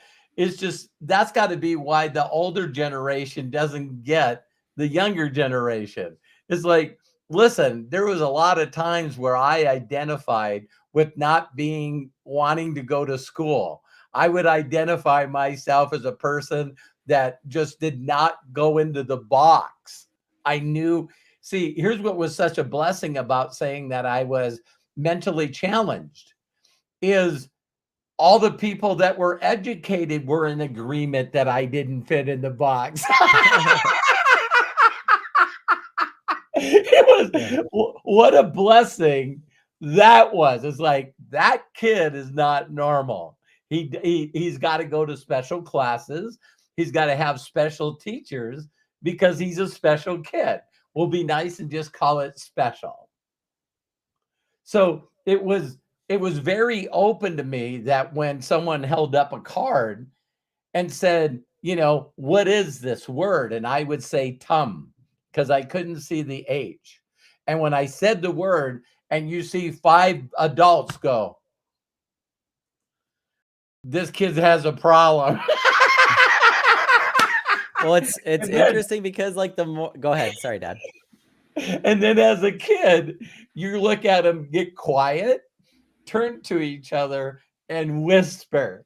This is got to be they really start writing good. on the paper, right? Yeah, this is got to be really good for your confidence. It's like, okay, I'm figuring out right now that I'm unique, different, and the world is different for me. Right. Isn't that crazy? Where I sort of feel like I feel bad for the other kids that just felt like, hey, I guess I'm part of this box training. And I'm going to be judged by how much I suck at a subject instead of giving praise and recognition for what I'm naturally good at. So I'm great at writing. I'm great at drawing pictures. And I'm really, really great at painting and singing. But, you know, you suck because you're not good at math. And you don't like science. You listen, I like creative stuff. I don't want to cut a frog open. You know, it's like, I don't like killing things. Well, listen, you're a weirdo because you don't fit in the box.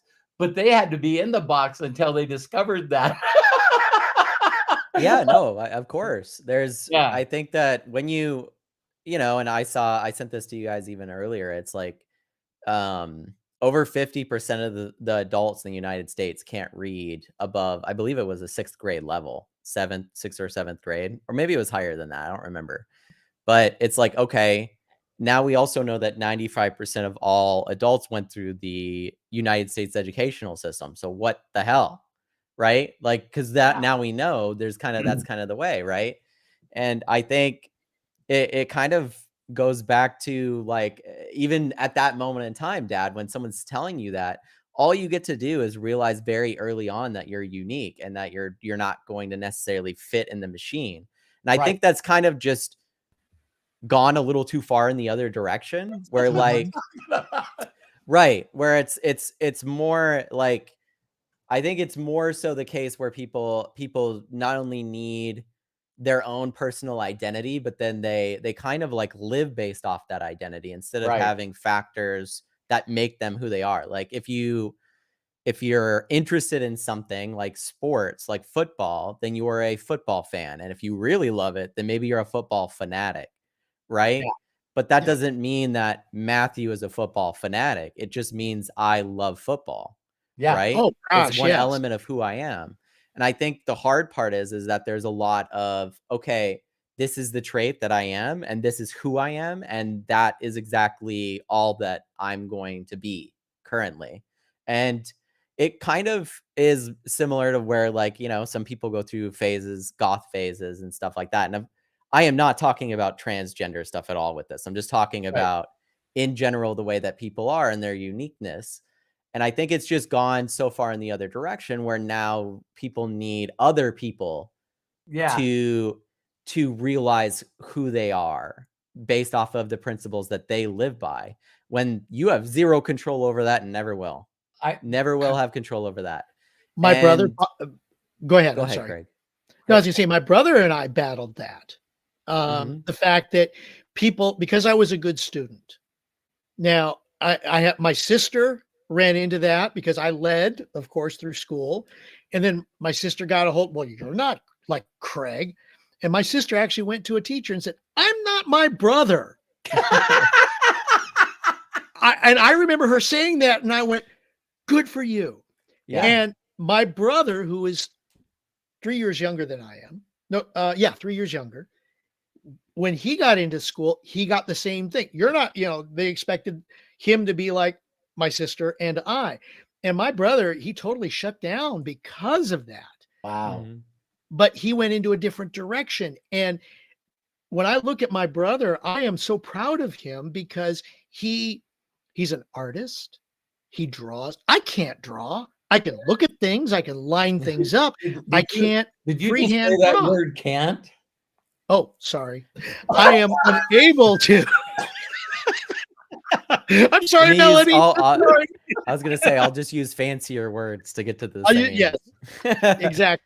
I am unable to. I am unable to. I get no this pleasure moment. I get no pleasure out of looking at stick people. Exactly. Well, I was talking. I have one quick thing to yeah. share after you're Please. done, Craig. Go ahead. No, I mean, just in a nutshell, is the fact that maybe I don't know how to do certain things without the proper training, but my brother, bam, Yeah. he can ride a skateboard, he can plumb, he can do art, he can do photography a lot better. And people don't think that because of the predisposition, because of the words. Yeah. And because of, the fact that sometimes when people come before you, they expect, and they don't take you for who you are and what you are, Matt or Robert, just exactly what you've said. Go, Matt. No, yeah, I was just going to say too, like it's kind of insane because the more that you look at it, right? And the more that you look at whether it's your upbringing or the culture that you're in. Are you guys not hearing me right now? We can hear you. Perfect. Okay. I don't think I'm sending it. Oh, it is. It is. So the culture that you're in shapes you. And then of course your upbringing is going to change you and shape you quite a bit. And when you look back at how long those things have existed, you'd like laugh your ass off, right? Like there was there's this thing that me and Hannah were talking about last night, which is, okay, there were thousands of years, you guys, thousands of years where human beings were doing the same shit different day. Thousands of years. Then in the 1800s, electricity shows up, light bulbs show up. And then in the span of 300 or 400 years, we're here where we are right now. When thousands of years, it was almost near the status quo, farming, the same stuff, right? And you look at, as me and Hannah are talking, and it's like we're getting older, and you think about having a family and stuff, you start going, man, my parents might have had a hard time connecting with me because I was raised with the internet in a way that they never had, right? They never had access to that information. They never had access to communication at that level with other random people on the internet. How would you ever parent around that when you have no idea the hell that is? And then you think about just what's happened this year with AI or the last 5 years with COVID and everything else that's happened. Me and Hannah, I'm like going, shit, I have no idea what our kids are going to be or experiencing. It's going to be so different. It'd be because so you sit down with your child and you say, listen, let's go check AI. Because I was about ready to tell you a bunch of bullshit on the way that I think and I believe that it should be. But we need to go check to see what my sources were before I share this. Well, that's the thing. It's like I'll just have GPT there, and my kid's gonna be like, "Nope, that's not what GPT said." I actually wrote or am writing a short story that I would love to do as like an animated thing about this. I shared it with you, Dad, a while ago when you lived in Newport, remember. Where I had this idea for a story where it was like, and don't steal this because you just won't make it as good as I will. Hey, they can't don't ruin it for me. They can't take the magic.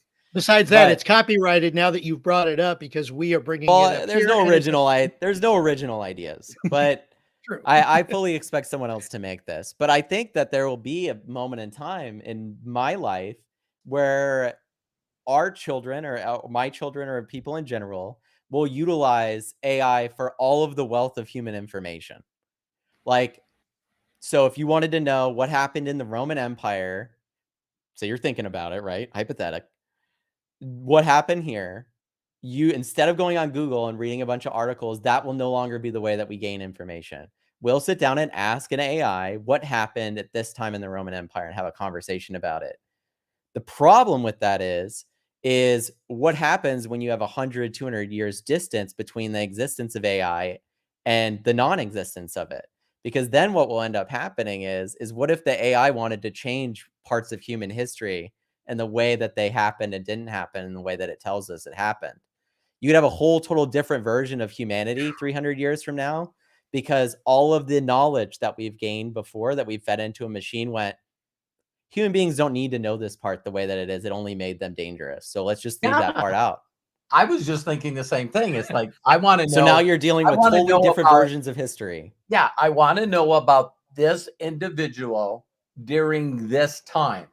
Right. I can imagine the first question that AI would ask me. Do you want to know the negative things they did or the positive things they did? Yeah, I mean, it's already kind of does that, right? Because those are the guardrails, right? If you ask history, you know, how many places can you go and read about the Rockefellers or the Vanderbilts or Andrew Carnegie? See, history does not want everyone to know the impact on people in a positive way that these fucking people had. It's just I find this whole weirdness about, like, you know, the story of Howard Hughes.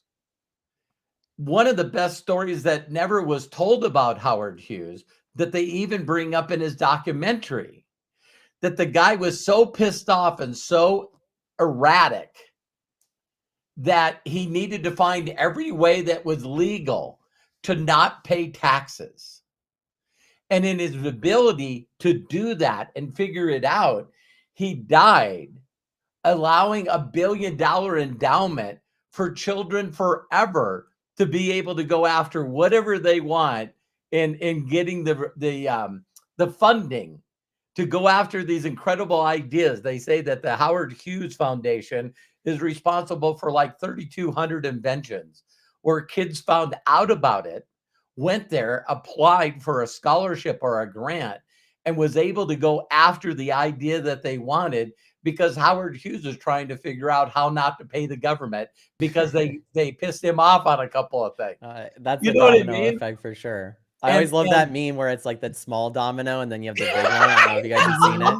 It's like, so Howard Hughes did some incredible things, but they say that according to the history, that Howard Hughes has done pretty close to 7,000 things that he should be known for, that he's not known for, because he had no part of it, because his foundation did it.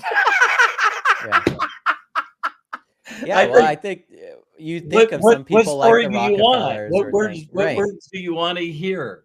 Well, it's interesting because, you know, when we educate one another or we speak about this type of stuff, we always take into context our own affiliation or care for this stuff. So like, if I'm telling a story about my dad, it's a good story because I care about my dad, right? As where if I'm telling a story, love you too. If I'm telling a story about someone I don't like, odds are I'm gonna leave the good parts out and only put the bad parts in there, right? And that's just something we instinctively we hear that do all the time. I mean, people are you know, you like somebody, but this other person doesn't. Well, wait a minute, that's not the same person that I remember. Let me tell you about some shit they did that you're probably not aware of. Yeah, and I'm using my words, so. Hey, does it all go back to the golden rule? Yeah. Well, definitely. Yeah. Yeah. If you don't have something good to say, maybe shut your face, especially if you don't know if the words are true. If you don't know what you know isn't so. So, you know, there became a part in my life where it's like just to say something, to feel important to be connected in a conversation with others to try to impress them of my wisdom and my knowledge. There has been, and this is all the guy said to me. He said, Robert, are you familiar with delayed windshield wipers? I said, I'm a mechanic. You know, so he's saying, so, you know, you can actually set the settings. And I said, yeah. And he says, it takes practice and awareness, but there is that delay switch between your mind and your mouth. Mm-hmm. And he I had said, to learn that. Yeah. He said, the smartest people in the world are people that think like chess players. So it's not only when someone said something that you're waiting for them to shut up and you're not listening because you can't wait to interrupt because you have such an important point. You know, you're just looking for their delay so you can dive into the conversation to show your importance and your wisdom on your point of view. Okay. What if there was a delay of you doing that you actually listened to the person all the way through, and you even did something uniquely different than other people do? You asked them questions about the shit they just said. Now, let me understand this correctly. You said this, this, and this. Tell me why your belief is that. Take the time to ask a couple of questions first to show that you're fucking listening. Second, to make it clear that what they're trying to say is actually what you're hearing. And then 3 is use that delay that if you have something to say good or bad toward that situation, is that going to lead to this reaction that leads to this reaction that leads to something that doesn't go not anywhere? So that's when you hear some of the greatest philosophers in the world is the most powerful thing you could say is nothing at all. Why do you feel the need to interrupt, jump in with your thought and wisdom that you don't even know where it fucking came from? I that's so deep because like or I whether love it's true. What if you're saying shit that's not true? Right. No, I think there was that Bo Burnham special, and he had this one line that sticks with me still to this day. If you guys don't know who that is, definitely look him up. He's a comedian, but I'd say he's more of like an artist in many ways. But he had this ending of his whole entire special, and he sat and turned the lights up and looked at the whole audience, and he said, "If you can do you're looking at me, famous, thinking this is where I would want to be. I want to be in front of everyone. I want to be noticed. I want to be seen. I want to be called a genius, all these things." And he's like, if I can give you one piece of genius advice because you think I'm a genius, if you can live your life without an audience, do it. Because you'll have a better life. You'll experience things happier and better. And it took him so long to figure that out. That if you can just live your life with your own opinions, your own thoughts, your own things, and you don't need a fucking audience for them, that you'll actually find happiness there, that you can just be who you are. And people will respect you for who you are because you don't push your stuff on other people. You don't tell them you're wrong, they're wrong for what they believe or think, and that you're right, or that I've stopped, like, if someone's wrong in something, this is how far I've taken it now at this point in my life. Someone says something factually wrong, and I'm a movie buff. So if they say like, oh, did you know that Lord of the Rings, they like took all this time and they shot them in this way? And I know that that's not the truth, right? Because I'm a film buff. I don't correct them anymore.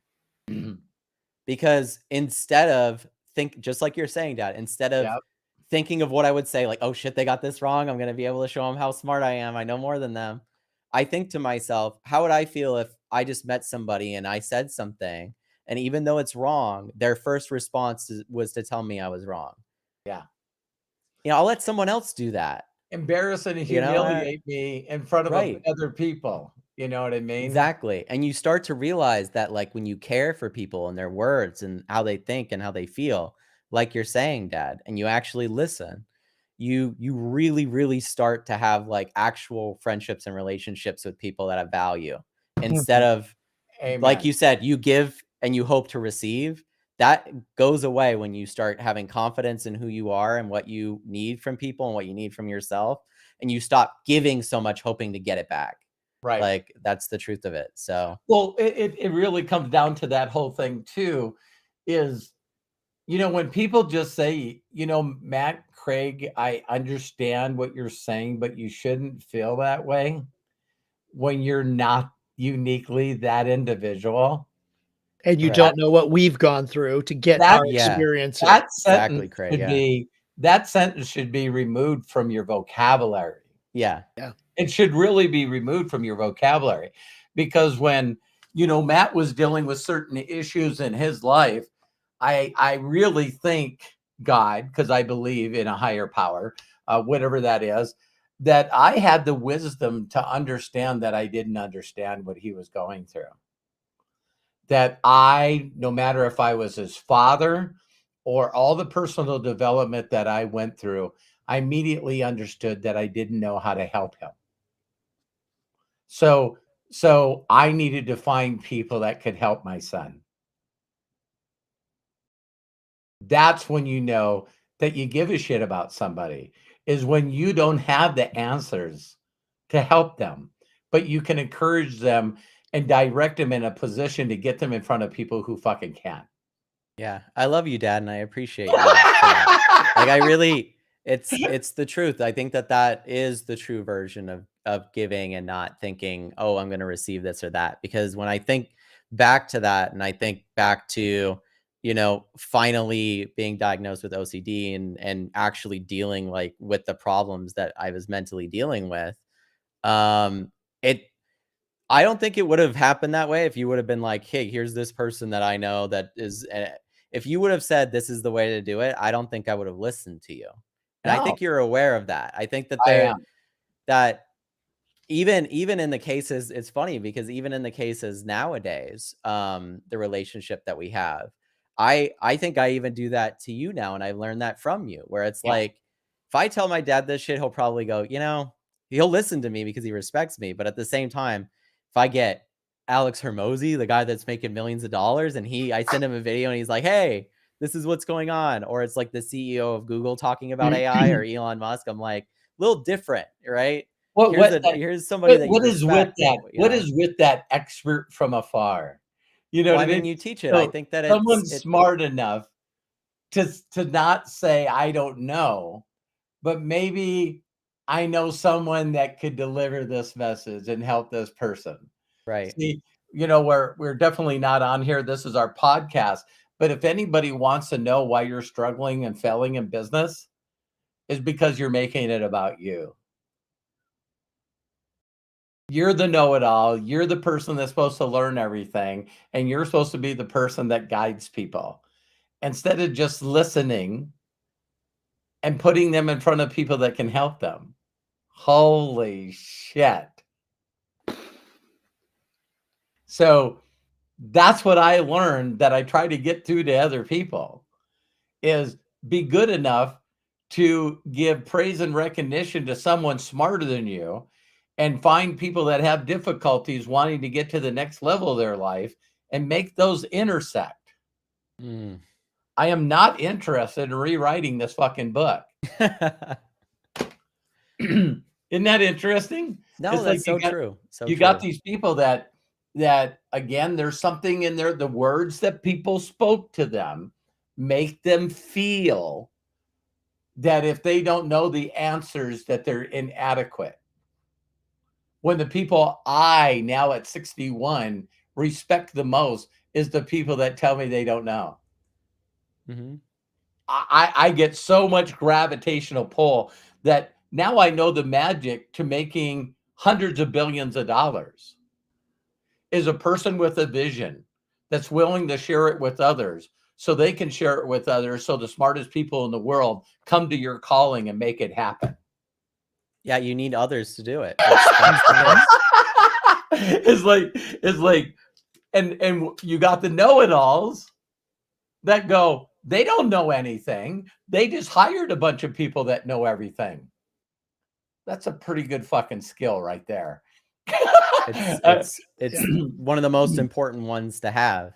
It's like I I think that I you know, and I've been in those camps, right? Where I've been like, oh, you know, you're giving this person too much credit. But I think as I've gotten older and realized what it takes to like lead people to a one clear vision, I think it is very apparent that it takes a unique individual every single time to do that. And you know, I think that's why the politics are all over the place. Is because it's like we're winning now and we're going to do this, and then we're winning now and we're going to do this. There's no like clear defining person no, in saying my here's where we're opinion, going, and it's a positive for everybody. thank you, Matt. It's got to always be a negative for the other side. It's There's like not weird. a group of people in today's politics that are all looking at each other going, I need to be honest. Can I be the first to raise my hand? Yeah. I do not have a fucking clue how to get us out of this situation. And everyone pauses for a second and goes, I don't either. And other ones go, I don't either. And as they all say, I don't know, they all look at each other and go, let's find people that do. Let's find a situation in individuals that we can listen to and not argue with to get us out of this fucking shit. No, it's two groups of people that know one thing for a fact, that the other person's fucking wrong. Whatever you do, don't listen to that fucking guy or that girl. Holy shit. Is that the talent that it takes to be a politician today? Is just to stand up and say, that person sucks, that person sucks, that person sucks. It's all about tribal of saying the other person sucks instead of no one being humble enough to stand up and go, you know, I'd like to argue, but I don't know if they're right or they're wrong. I just know I don't know.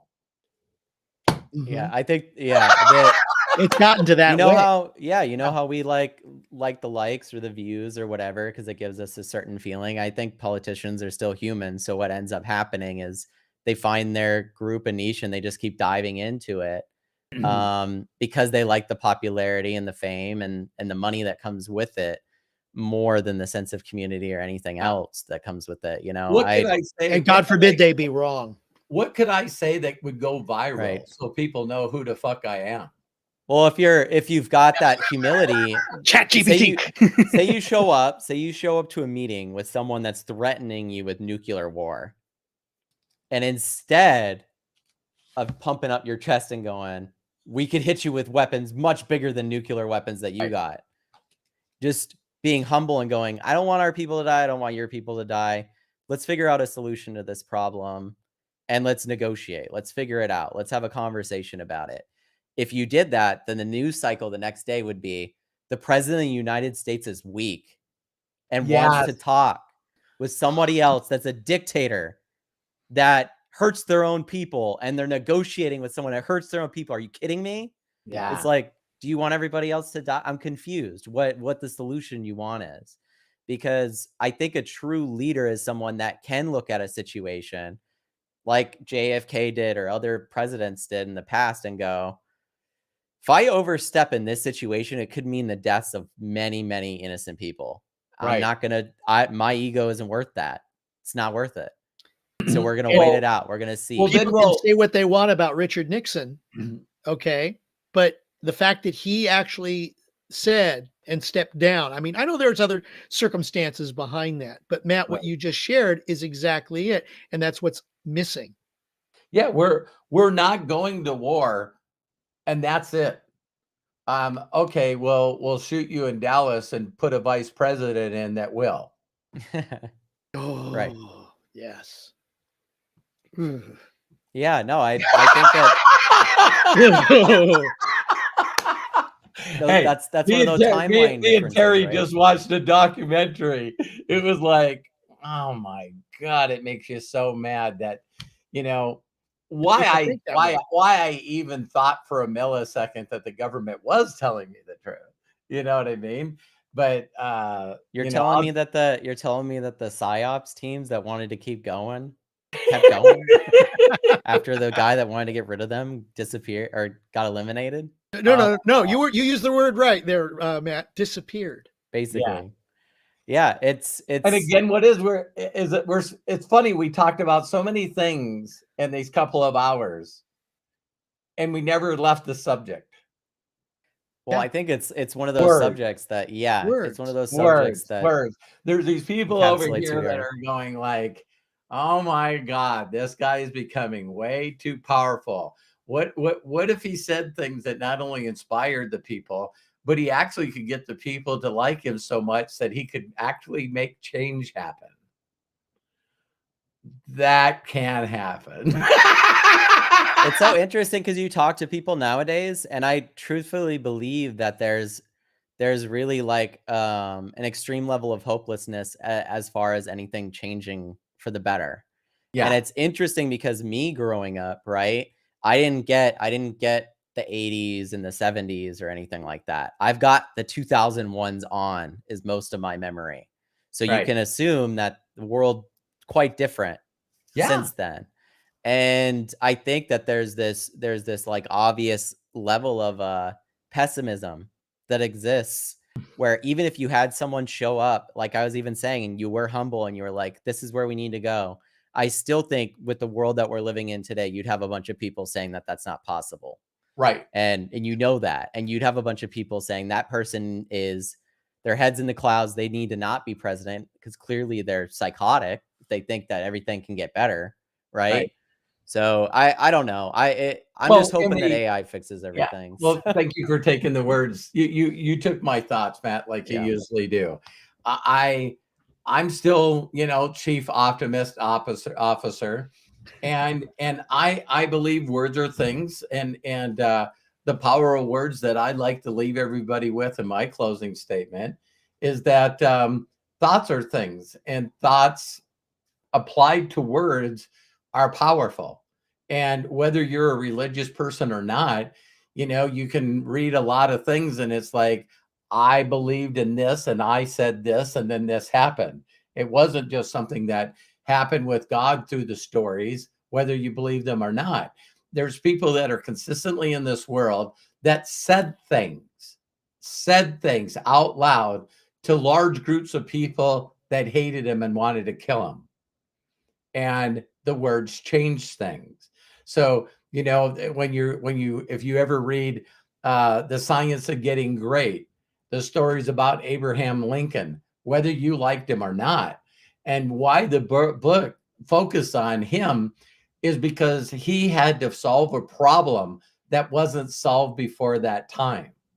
You got to be a pretty outside thinker when you don't get to look at people and say, well, how did everybody else stop slavery? Oh, they didn't. That's why it's here. And so you say the words hard and strong enough where, still to this date, I think more people were killed in the Civil War than any other wars combined, and it Americans. It was, the North and the South fighting each other because of words. And to think that came out on the other side, there's still a large group of people in the world that believe that it's still affecting them. That's words. And then there's other people at the same race that said, that empowered me to be who I am today. And that's why I have a studio in Atlanta that employs more Black people than any other company. Wow. How can you hear the same thing and one person is inspired by the words to be the greatest African American, while other people feel still like they're being held down because of their ancestors were slaves? I'm not Black, so I can't speak about that. But I do know that in every world, in every situation, there's this dichotomy of someone the exact opposite of you that heard the same words and thought different. So in my closing argument, if there's a bunch of people that feel like their current situations can't be better because they're praying or just saying, please, please, let something resolve all these issues. And then something comes up where we not only hear about AI, but then I sent Matt and Craig a video today that was on 60 Minutes last Sunday about They're now calling every computer that we're using in the world as classic. Right. Classic computers. Because the ones that are coming out will be able to do what the computers take 2 or 3 years to do in a millisecond. Yeah, quantum computing is what he's talking about. Yeah, so man, it's like I'm thinking quantum computers with AI. The governments of the world are going to want to shut this down, but it's too late. Because it really is, yeah. How are you going to solve this situation? And it's like with the current people that you have in office, you can't. That's one thing that I really love about AI is that one thing like, that I really love about it, unless if you're like a really big doomer thinking it's going to kill everybody, right? One thing that I really love about it is because it's such an important piece of technology like electricity or the internet, no one government can stop it, right? Yeah. It lives in this territory where if the United States was like, we're stopping Google and OpenAI from doing any other higher AI models, that's not going to stop China or any other country from allowing that. And it will eventually happen, or it will happen in someone's garage. No matter what you try to do to stop it, it's not really that. Everything you said with the quantum computing thing is true. We're eventually going to be at a point where we'll look just like we see horses and cars now and all these things from the past that we utilize, rockets in comparison to airplanes. It'll be like, wow, we really could get there a lot faster with rockets, right? Kind of can't fly outside of Earth's atmosphere and keep going with an airplane. So we're gonna have to figure out something else. And that's where quantum computing is. It sits at that place where every single thing that says 0 and 1 and gets sent has a recall. And with quantum computing, that is almost non-existent. It's like it's communicating with itself constantly, like us. Yeah. Right. And that's the crazy thing is when you watch it and you see all the liquids going through it and you see all the cooling stuff that's happening, how it's regulating itself. And you go, okay, we just need the outer frame to put this quantum computer in with a brain, and we've got us to a certain extent, right? And it's really, really cool because we're really not that far away from that. And I think as things change, I love getting on these podcasts and talking about it. And this will be my closing thing. And then Craig, you can share. But I believe as things continue to go, that the words that will matter will be the ones that you're saying to yourself. The words that won't matter as much will be the words that you're saying to others, because they're going to find out that that's something they have to do themselves too. Are the words you think they're thinking? Oh, that's even more so the case, right? Like, I truthfully believe that there's going to be this bridge between how we are now and how we will be in the future, just like there was a bridge between the past and now. Like I just said, the last 300 years. If you look back and you go, man, I can't imagine having an industrial age into a technological age, and all these things are helping each other and they're back to back to back. I could talk to my grandma and I think telephones were just around, right? Cars, certain other aspects were brand new at the time, television. And now we have all of these things, and it's been in her lifetime that's all happened.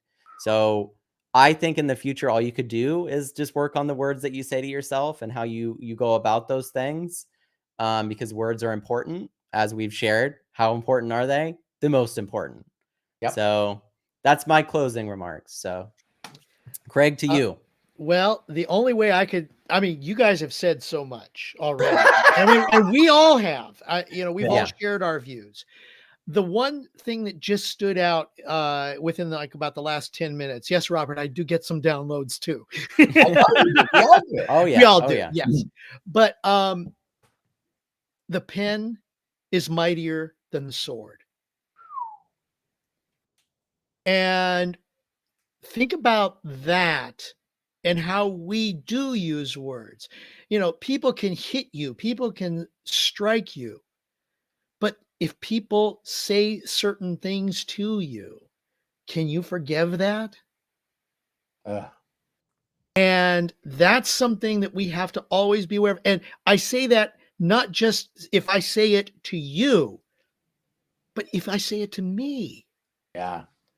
I mean, I could inflict as much pain as I want. I could, do this all day long. That's not going to hurt me. But my words, the words.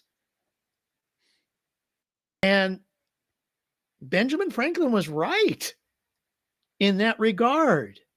And look where we are. Look where we've come from. Look where we're going to go. Right. And these, the words that we say to ourselves and to others are so important that we just have to be aware of that and how we affect others with those words. Because you can forgive somebody for hitting you. You can forgive somebody for striking you. But can you forgive somebody for saying something about you? And that includes yourself. Amen.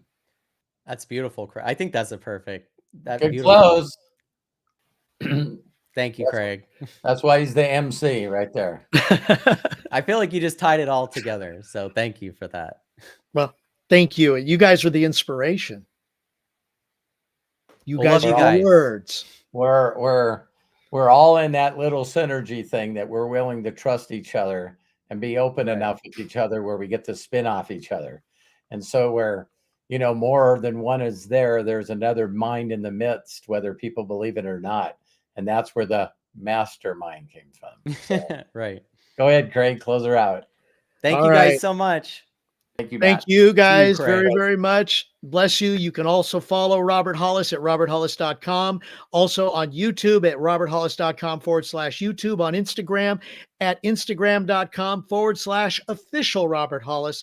And on TikTok at tiktok.com/@real Robert Hollis. Please don't forget to like and share this video on YouTube and share it with others. It will help us grow our community and reach those that have ears to hear. Our schedule is Sunday through Friday, 12 p.m. Pacific with Going Live. Robert shares thoughts going live every day at 12 p.m. Pacific. Then on Saturdays, you get to ask Robert any question you want. It's Ask Me Anything at 12 p.m. Pacific. Ask Me Anything with Robert Hollis. Then, of course, you have our How Do You Know That podcast, like today, 1 p.m. Pacific, every Wednesday. And then if you're part of the inner circle, join us at roberthollis.com/join or click that join button down below on this video. And you'll get more in-depth, more personalized instruction with our inner circle from Robert. And that is every Thursday, starting at 3 p.m. Pacific. That's part of the inner circle. Thank you. And shout out to our executive producer, Matt Hollis. Matt, thank you so very much. You're an amazing visionary. Robert, you are too.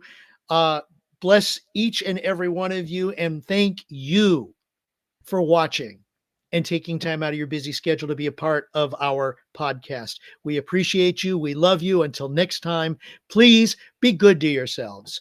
Be cash. And bye-bye. Thanks, everybody. Love you guys. Love you for watching.